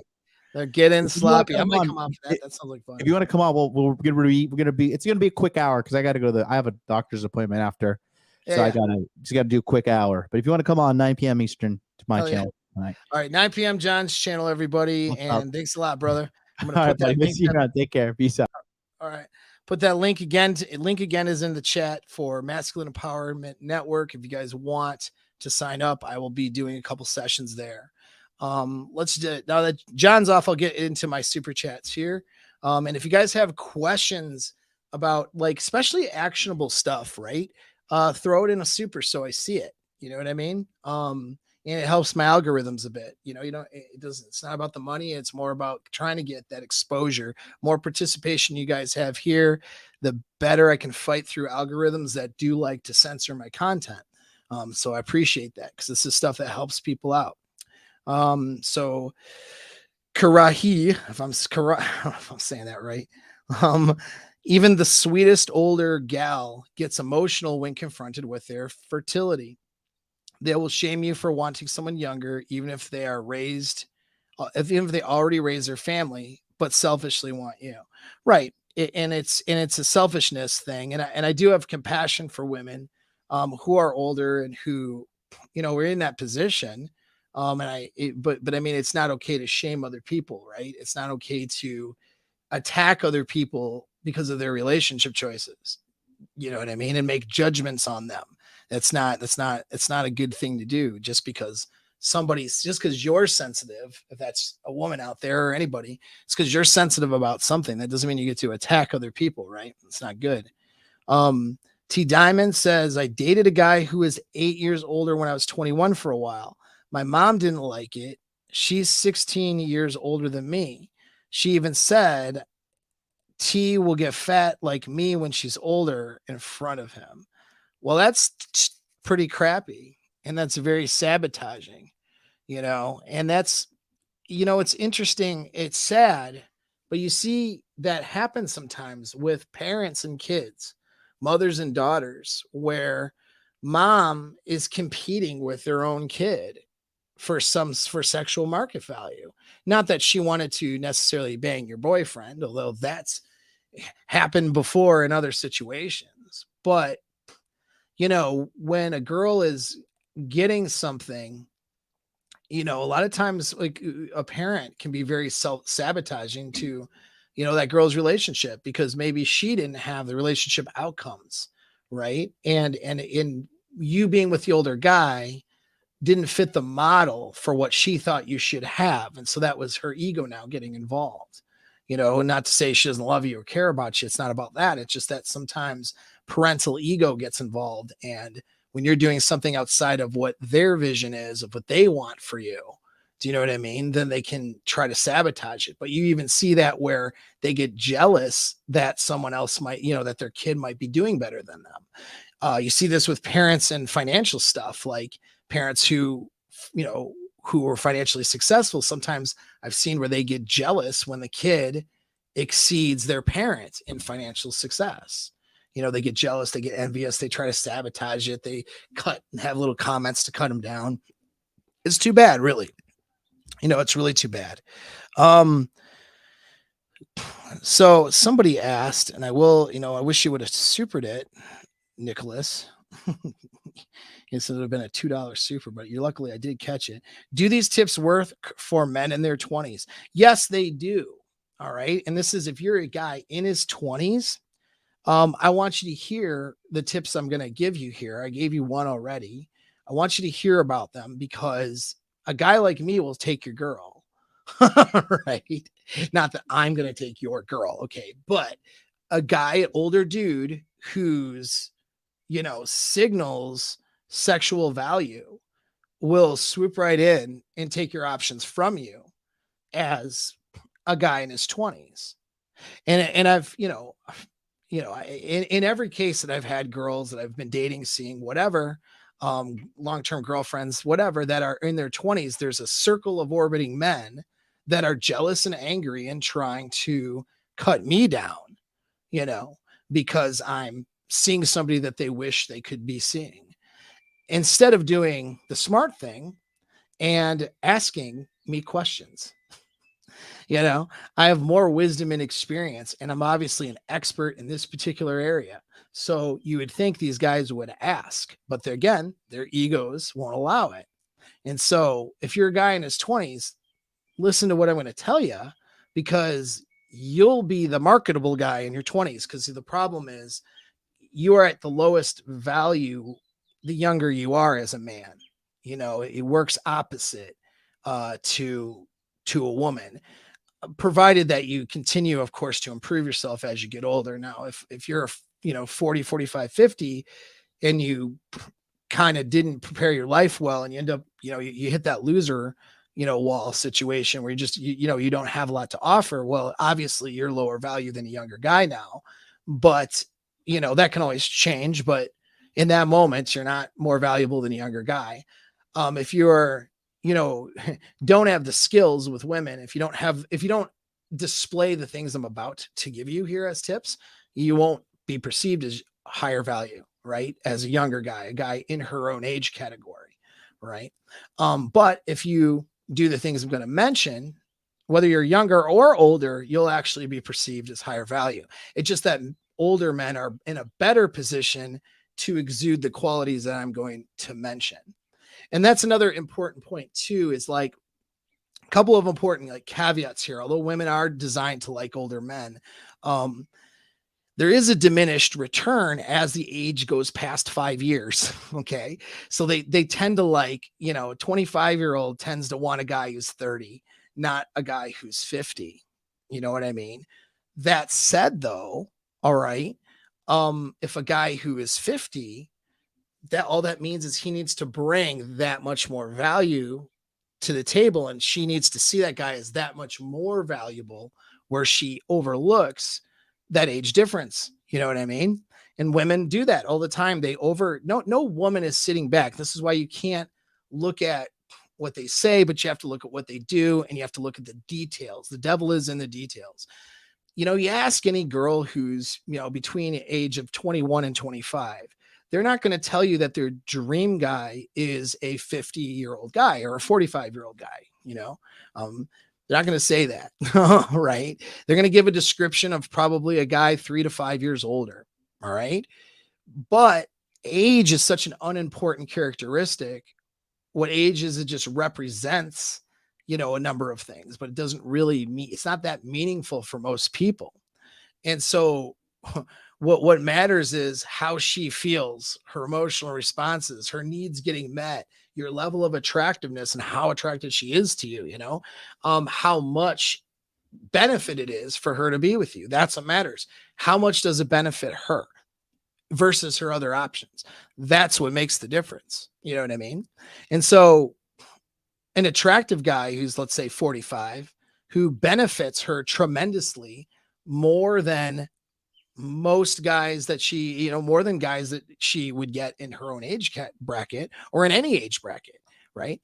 That's the guy that she'll go for. She will overlook the age thing for that. Just the same, by the way, exactly the same. Why a guy would overlook things in a woman if she brings a lot of benefits to that guy's life. A guy will overlook, most guys, right? A lot of you theoretical red pillars are going to say no, but unfortunately, a lot of you theoretical red pillars, some of you are with women and some of you are not with women. Okay, let's be real. Some of you guys on the internet are not seeing women very often. But guys who, have options with women, even as such, they'll overlook, a guy who's 45 would go with a 40-year-old woman, 50-year-old woman, 45-year-old woman, if she brought a lot of advantages to his life. It was a big benefit to be with her, right? And part of that benefit is sexual attractiveness, right? And so a sexually attractive 45-year-old woman, not one who says she's attractive and tries to shame and point fingers and make sure everybody, agrees with her, or else she'll take them to task because she's a boss woman. But no, like an actually attractive woman at 45 who takes care of herself, guy will overlook her age. Okay. Guy will overlook things like single motherhood. Guy will overlook things like body count. Guy will overlook things when he feels good with her and she's hot. And the same is true the other way around. When you offer a lot of benefits to a girl, and I'm not talking just buying her stuff, because that's not even it. Okay. But I'm talking about, sexual benefits and emotional benefits, right? When she is perceiving those benefits as higher than her other options, the age thing won't matter. The height thing won't matter, right? Certain aspects of your attractiveness or whatever might not matter. Do you know what I mean? Like because women are not all, women are a little easier in that regards. They're not just looking at guys for their physical attractiveness only, right? And so, when you provide those benefits, by being a guy of value, and you have the mental framework of that, meaning you can convey that value because of your mental framework, then women overlook stuff. So just because a woman's not writing on her preference list, just like I'm not writing on my preference list that I want a 45-year-old woman, but damn sure that if I was single and a 45-year-old woman my own age was attractive and did everything for me, like that checked all the blocks, I wouldn't write her off. You know what I mean? And it's the same with most women. I mean, minus some who have some certain barriers, right? That they might have, mental barriers. Most women in their early 20s, it's the same thing. They won't write you off over age if you provide a lot of benefit and value, and they perceive those benefits and value based on your framework. So wanted to get that argument out of there, and that's important. And, no, it's cool, man. You're good. 2 cents in your account. Shut the fuck up. we gotta make that better, Nick. We gotta make that financial situation better. No worries, bro. I recognize your name too, so I put you out there. What's this one? Also another one, Spark Dark. Do a 199 chat. I don't care about your money. I'm just trying to get the algorithms. Paul, do you think it's possible to train your inner game to become stronger like a muscle? Not sure what that means. But yes, you mean just strengthen your mind 100%. In fact, I'm closed enrollment, but I'm taking names for the next enrollment on my 60-day challenge. Next enrollment, there's already a wait list developing, but if you go to my website, you'll see it there, and you can maybe get in for June. But guys who are doing my 60-day challenge, that is exactly what we're doing. We're strengthening their mind. Does it work like a muscle? Kind of. More like endurance. Think of it like a run program rather than building your muscles. You're making your muscles more efficient, right? You're not going to grow your brain larger like you would, your chest muscles by doing chest exercises in the gym. But what you do is you make your brain more efficient, and you allow for more fuel or neurochemical energy in a higher baseline to accomplish things and get things that you want, and to be happier while doing it. That's a higher serotonin baseline, right? And so you can exercise the mind to make the mind more efficient and have a higher efficiency in neurochemicals and have more neurochemical availability. If I'm saying that right, I'm a coach and not a researcher or scientist, so you got to bear with me on it. But that's what we are doing though in these programs that I run. And so, yeah, you absolutely can. And when you do that, you remove a lot of limits and you perform way better. And that's especially in the area of social dynamics. So meeting people, making friends, meeting women, dating, all that stuff. And that's especially just in, the area of how you're feeling, and enjoying life and experiencing life, and then how you're accomplishing your goals and staying on your purpose. And so, yeah, man, we do strengthen the mind like a muscle, but I would say it's more like endurance muscle, or it's not just endurance, but making it more efficient and giving you more of that, the stuff right inside of you, more resilience and more of that capability to get what you want. right? And so that's that one. The comfort of being with a guy who has steadfast frame is priceless. And that's Sarah, that is a great quote. That's why I included that. Thank you very much for that. And yes, the comfort of being with a guy who has steadfast frame is priceless. That's going to lead to some of my other things on the list. Okay. So these are the things and the reasons why a girl will find a man older as attractive, even if he's considerably older. You know, that why that 25, 22, 23-year-old girl would find a 40, 50, even as, you know, even 60 sometimes year old man as attractive. It's so first thing again is you don't give a crap about the age. So just don't make it about age, because that's when it gets creepy. That's when the perception is that you're going to be predatory. The assumption when you make it about the age, you know, like I'm only going for younger women, that assumption is, okay, this guy there's something predatory about this guy. And truthfully, there are predatory men out there.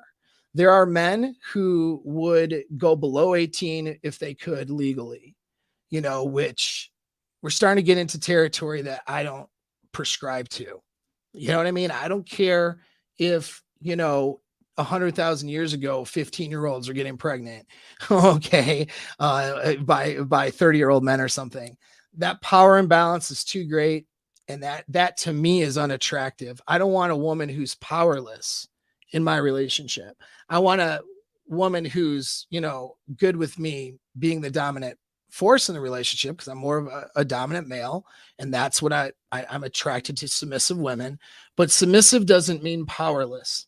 And so if you know anything about power dynamics and what, you know, dominance and submission looks like, it's not powerlessness, you know. And I wouldn't want somebody with that maturity deficit and that power dynamic. That's not attractive to me, which is why 18, 19, 20-year-olds tend to not be attractive to me. Even 21 is pushing it. 21 is just like the number limit that I have as a rule, just in case, because, you know, sometimes a girl looks good, you know what I mean? And you're like, oh, but she's 19. You're like, I don't know about that, man. But, you know, I tend to throw my limit around 21 because, but even if I don't necessarily have to throw an age limit, because usually their immaturity is a bit unattractive to me. I want a woman with some maturity, not maturity like, doesn't need to be a 35-year-old, 40-year-old woman, but I want her to have at least the brain development and emotional development to be able to be with me, right? And where I don't feel like I'm dealing with a child, you know? And so for me, because I'm not predatory at all, that's where I'm at. But some guys are predatory, and you will signal that predatory thing if you are making it about the age. You know what I mean? Just because society is going to make it about age, that doesn't mean you should. So that's your first rule, man. Just go, don't care about the age, care about attractiveness and how you feel, and just open it up to women of adult ages, of all ages. And what will end up happening is you'll attract more women in their early and mid and late 20s by doing that. And you'll have more dates with those women because those are in your possible choices, right? And you're approaching that 22-year-old the same as you approach 32-year-old. Doesn't matter. See what I mean? And so that's how you don't make a big deal about it. That's the first thing. Second thing is you got to be attractive. Okay. The thing that's going to take away from you is, you know, your attractiveness. All right. So in other words, like your age related unattractiveness is a deficit that you're fighting against, you know, things that signal age and aging that would come across as unattractive to a woman. You're going to want to balance that out. All right. So paying attention to things like eye wrinkles. And as you get older, get some good eye cream, get some good skincare going, right? You can have some, you know, some lines. You don't need to go as far as John did and get laser surgery and all that stuff. Women are designed to go for guys with lines and chiseled features. You know what I mean? And so that's okay. But if you have receding hair and it like looks bad, right? Shave it and go bald, or do something about it so that, you know, you don't, you know, whether you're doing the hair thing and the hair implants or whatever it may be. right? Take care of your hair, for example. Things like little things like that, being physically in shape. That's the biggest thing, is not having a dad bod. You got 21-year-old males now that have chick bods. They don't even have dad bods, they have girl bods. They're small, they're weak, or they're fat, or they're skinny fat.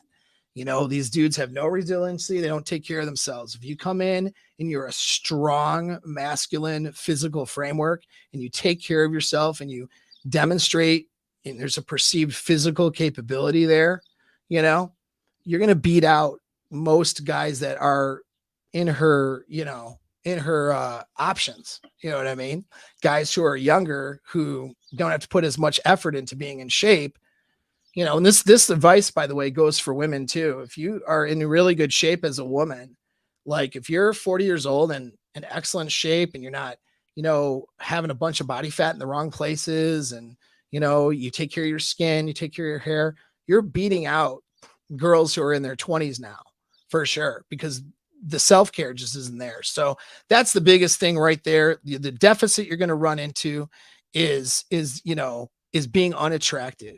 So you have to be attractive. You have to be a hot dude. You can't be the ugly older dude and expect, to hook up with a 21-year-old that's hot, looking like a model. It doesn't work that way. If it does work that way, there's usually the money exchanged. More often than not, though, it's not a sugar daddy. He's paying for her situation. It's not her having daddy issues. More often than not, it's not those things. When you see an attractive guy that's older, but when you see an unattractive guy that's older, we know that it's probably the money, right? And so you don't want to make it about money in any sense. I'm not saying don't have financial stability and don't have money, but it shouldn't be about that. That should not be the primary reason she's wanting to see you, or else you're just not going to have a good time. You're basically going to just be paying for a chick now that's using you, to have some arm candy, to try to raise your self-esteem artificially. That's not good. That's not what I recommend. So you have to be attractive. You have to do the things that make you attractive. The main part about that is take care of your appearance, right? Those age-related things, right? How's your teeth? Do your teeth look good? Are they white, or do you need to go to the dentist? Do you need to take care of your hair? Do you need to have a hairstyle that looks alpha and masculine, or is your hair receding and you're trying to hold on to it? Like all that stuff, change that about yourself, right? Do you have a dad bod, a pot belly, this, that, and the other? You can have a little bit of body fat if you're jacked. If you got 18, 19-inch arms, yeah, you can sport some fat, but not too much fat. You don't have to be super lean, like stage ready, but do you have a good physique? And you guys know what that means. I'm not going to get into the weeds on it. If not, that's what needs to be a priority for you. Don't expect to attract younger women looking like, someone's gross dad or grandpa. You know what I'm saying? That's not how the shit works. That's the fantasy the internet presents, right? That's not how it is in real life. I may not be the most attractive, supermodel dude in the world, but I'm not unattractive, and I take care of myself enough where even if I'm holding a little bit of body fat, I got muscle, I got a masculine frame, I have an attractive look to me, I pay attention how I dress.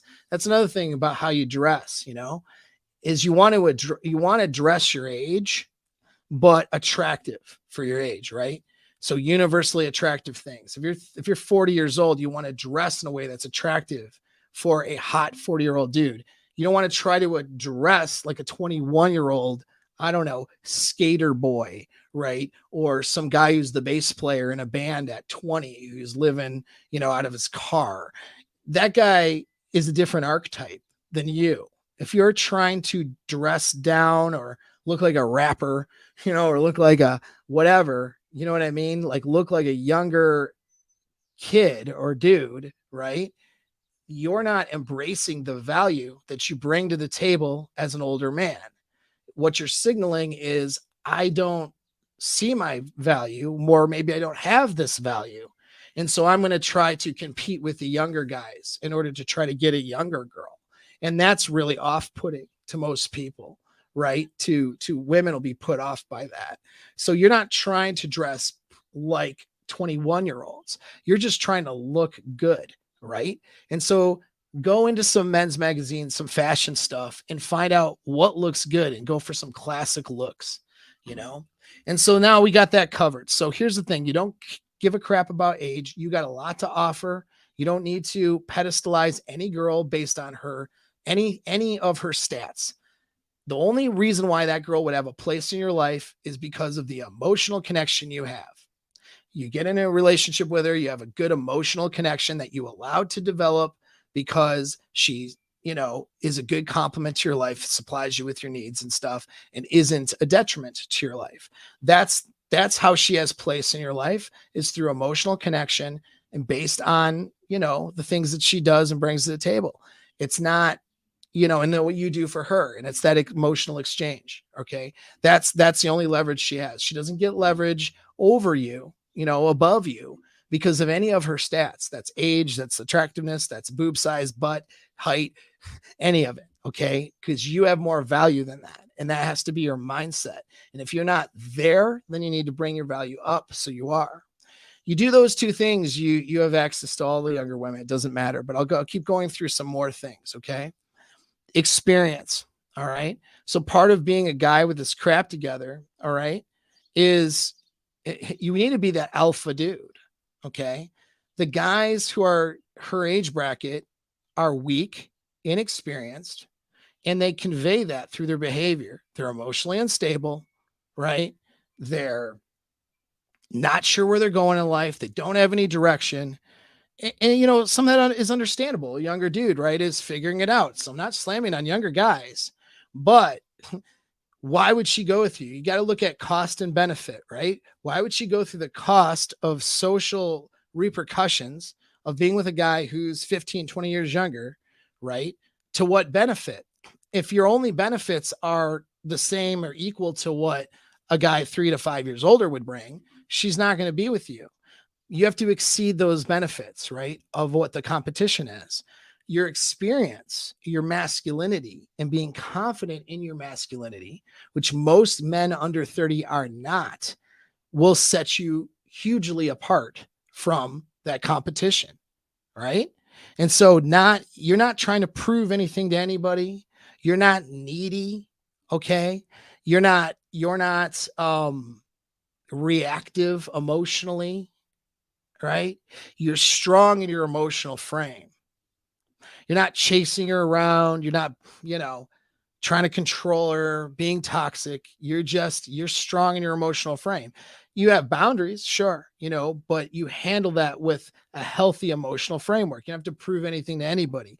That level of maturity is hugely attractive to a woman. Whether you're 20 years old or 50 years old, that's attractive, right? But guys who are in their 20s have a learning curve with that stuff. If you're in your 20s and watching my shit, you're already ahead of the game. Good job. Most guys, though, don't have that benefit. Most guys didn't even grow up with a stable father in their lives that has a masculine framework. Either dad wasn't around, or dad was a douchebag, or dad was, getting walked on by mom. And so most guys don't have that role model. Most guys in their 20s are trying to figure this out, and they haven't figured it out yet. And it shows, and they bring it to all of their relationships with women. And that's what makes them lose to guys who are older. Right. When a guy brings that experience, because all of that on a deep level, it's not about the money. It's about the emotions, and it's about the sex. It is about sex. When a guy has a strong framework and a strong masculine framework, he's signaling sexual experience and ability and capability. He's signaling genetic capability and survivability, which means that those babies that you guys would make or whatever are going to be strong children, right? That is just attractive to that hindbrain in ways that she can't necessarily describe, right? It's not like you're trying to throw, your pics of your dick around and you're talking about how great you are sexually. That's a cap. That's that's just capping, right? That's just that's trying to prove something. So you guys who are trying to prove things to women, that's part of your problem. All right. But when you exude that inner self-confidence, whether it's true or not, doesn't matter, because until you get into the bedroom, of course. But what it signals is that you are going to be competent and confident in the bedroom. And most girls who are, even if they have a lot of notches under 25, most of those sexual experiences are not good sexual experiences. And the ones that say that they are don't know what they're talking about. They just don't. They think what they're having is good sex, and they're not. And then when they have good sex, they're like, holy shit, never mind. I thought I was having good sex before, but I was wrong. That I didn't know what I didn't know. Right. And when you exude that experience and that confidence, you're not reactive, you're not overly emotional, you're not trying to prove anything. You have your shit together, you're in a direction. It's not about the money, it's about the sex. She is like, this dude is gonna, teach me a lot of things in the bedroom. This dude's gonna bang me exactly the way that I, think I don't know, in ways that I can't imagine. I'm gonna learn things from this guy. You know what I mean? And you exude that to her monkey brain, whether she is openly admitting that or not. But oftentimes, this becomes evident because girls talk more than they ever did before. They talk to their friends and they'll say like, well, he's sexy and he could probably teach you a thing or two and this and that and the other. Are they saying that to a guy who has a weak physique though and looks old, is tired looking, doesn't take care of himself? No, right? Because that guy's not signaling virility. So you take care of the self-care part first. So you appear and actually are, of course, and display that you're a masculine, virile man, that you're not going to have trouble getting it up. Okay. You're not going to have sexual issues. None of those things. You're ready to go. You signal that by taking care of yourself. And then the behavioral stuff signals, I know what I'm doing with a woman. That's extremely attractive.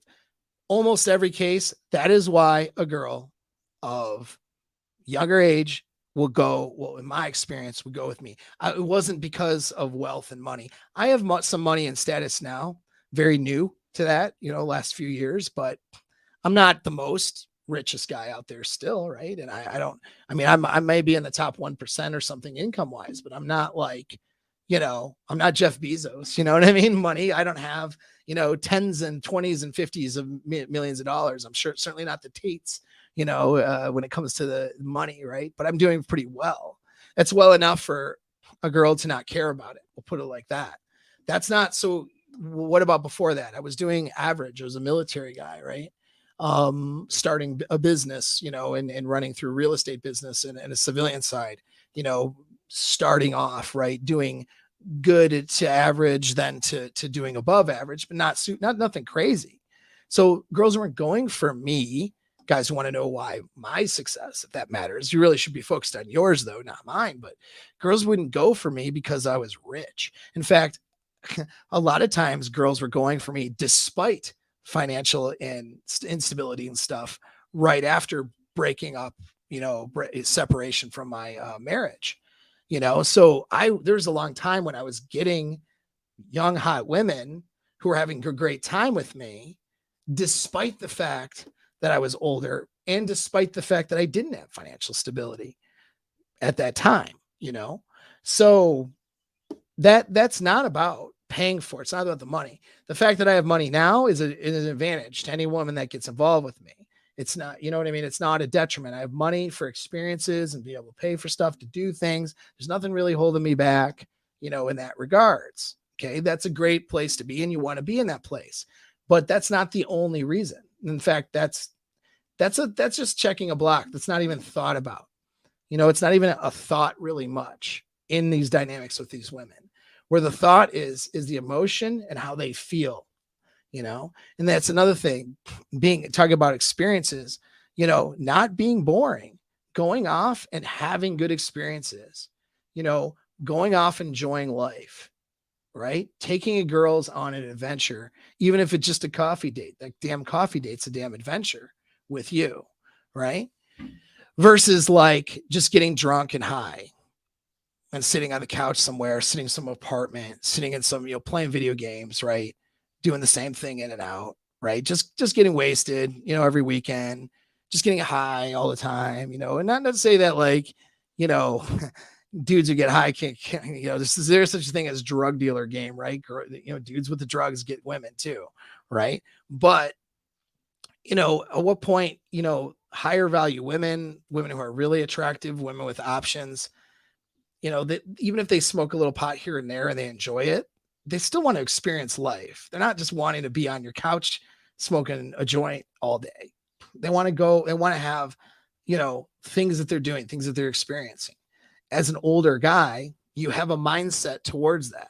You know what I mean? You're not just some douchebag party guy. You should have more stability in your life, right? Where you can offer those opportunities and create those opportunities of doing different cool things.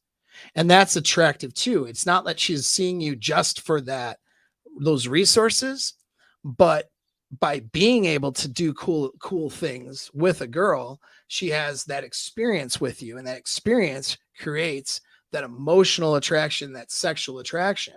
Being able to run off somewhere for a weekend or do this and that and the other, that's pretty cool. Have access to places, go to someplace nice, then go to someplace chill. You know what I mean? Whatever it may be. It's not about spending money on this girl. It's about creating these experiences. And that brings to another point is like, you don't want to lead with money. Have your success, but you're not leading with you're not leading with your wallet. Okay. What your wallet provides for you is experiences, not things.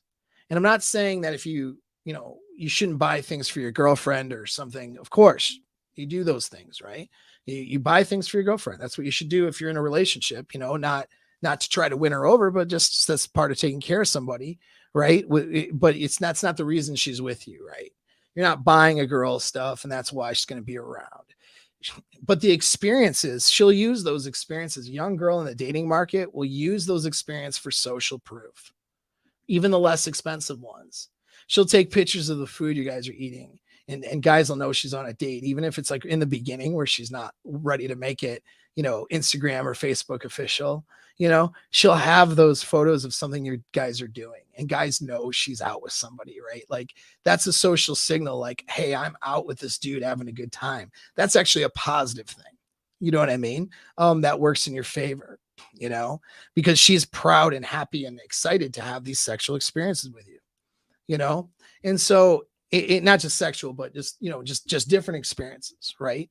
And these are things that you provide, things that you offer that her peers don't. At the end of the day, though, it all boils down to what are the benefits versus the cost or the risk. Benefits versus cost or risk.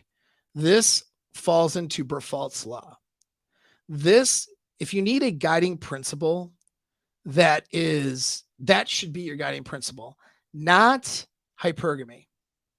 Hypergamy is an important principle, but that's not your guiding principle. Not the evolutionary drive to want to have babies, right? Not necessarily the social, being socially accepted. All important evolutionary drives, not emotional attachment, based on oxytocin that allows for commitment. All right. Because although that's important, right? All these things are important. They're, they're all skewed by, time, by experiences together. And sometimes these different evolutionary drives compete with one another. And sometimes one will override another. You know what I mean? Sometimes a transactional need, for example, will override the hypergamous one in terms of, being with a more attractive option. Sometimes love and emotion and attachment will override the hypergamous genetic option in the case of a lot of marriages where maybe the sex is dried up, but she's not necessarily cheating or divorcing, right? And so there's a lot of things there with these drives where, they're not all consistent across the board, even though they are consistent in terms of them being there, but which ones are working in combination with each other, which ones are overriding another, that's we start to get into individual people now and their motivations and what's going on with them. And that's much harder to predict than a statistic. But one thing you can predict, though, is a good predictor, is the benefits versus the cost or the risk. You know, even a girl who stays in a toxic relationship, her mental framework, although she may be wrong, is that there's more risk in getting out of the relationship than there is staying in it. That's usually what it is. So she's getting some benefits, and there's risk in staying in that she's not perceiving.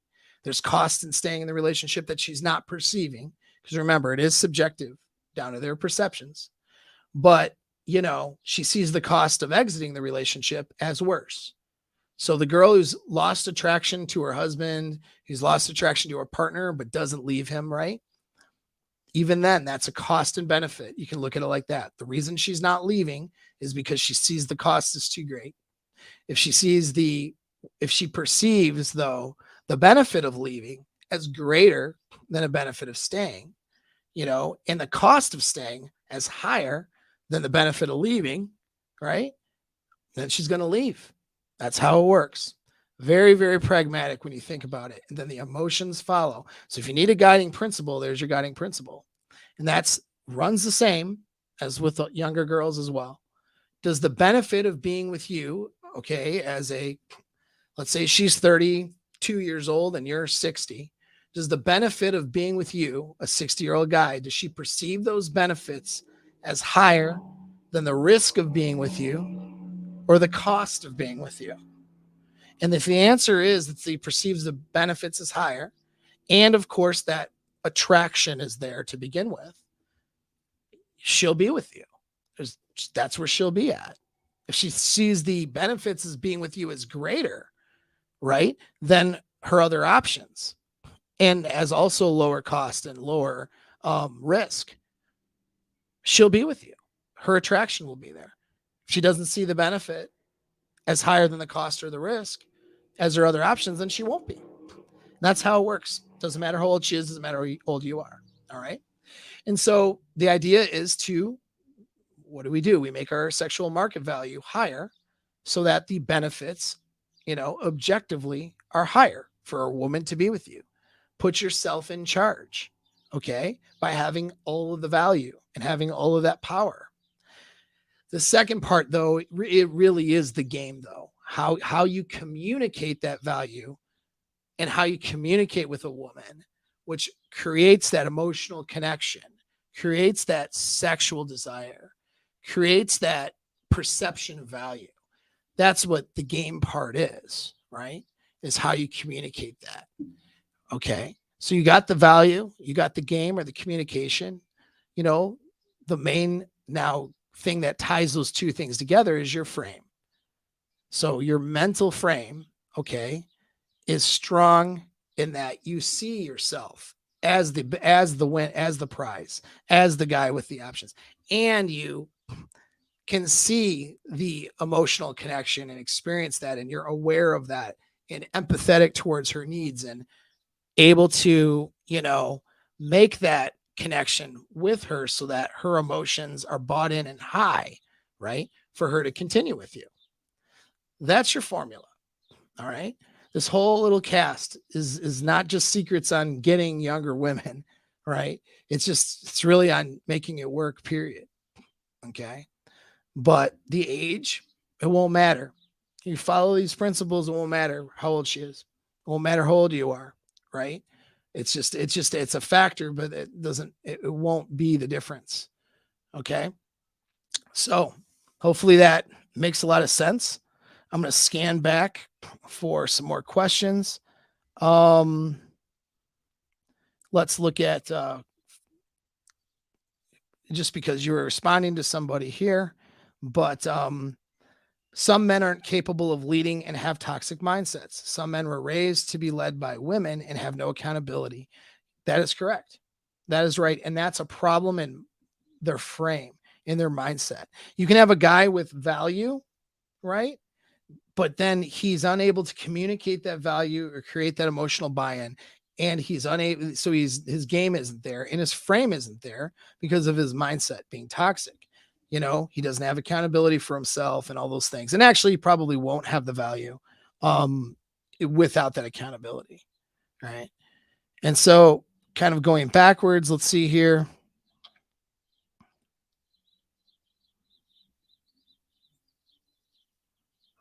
This is great. Some men a little bit older are more confident and venturous in bed. I don't hear about guys older than 25 saying he doesn't go down on women. Only certain content creators, maybe. Yeah, right. Exactly. It's hilarious, you know? So yeah. So anyway, that'll conclude our show. Hit that link again in the description. Let's see if I can put it back in there. Masculine Empowerment Network. I'll be there doing a couple of sessions. Click my link. I just threw it in the chat again. If you are interested in leveling up your life with that program. If you like any of my other programs or to book a consult with me, go to apexmindset.net. And thanks again for this class today and their participation. And I'll catch you next time.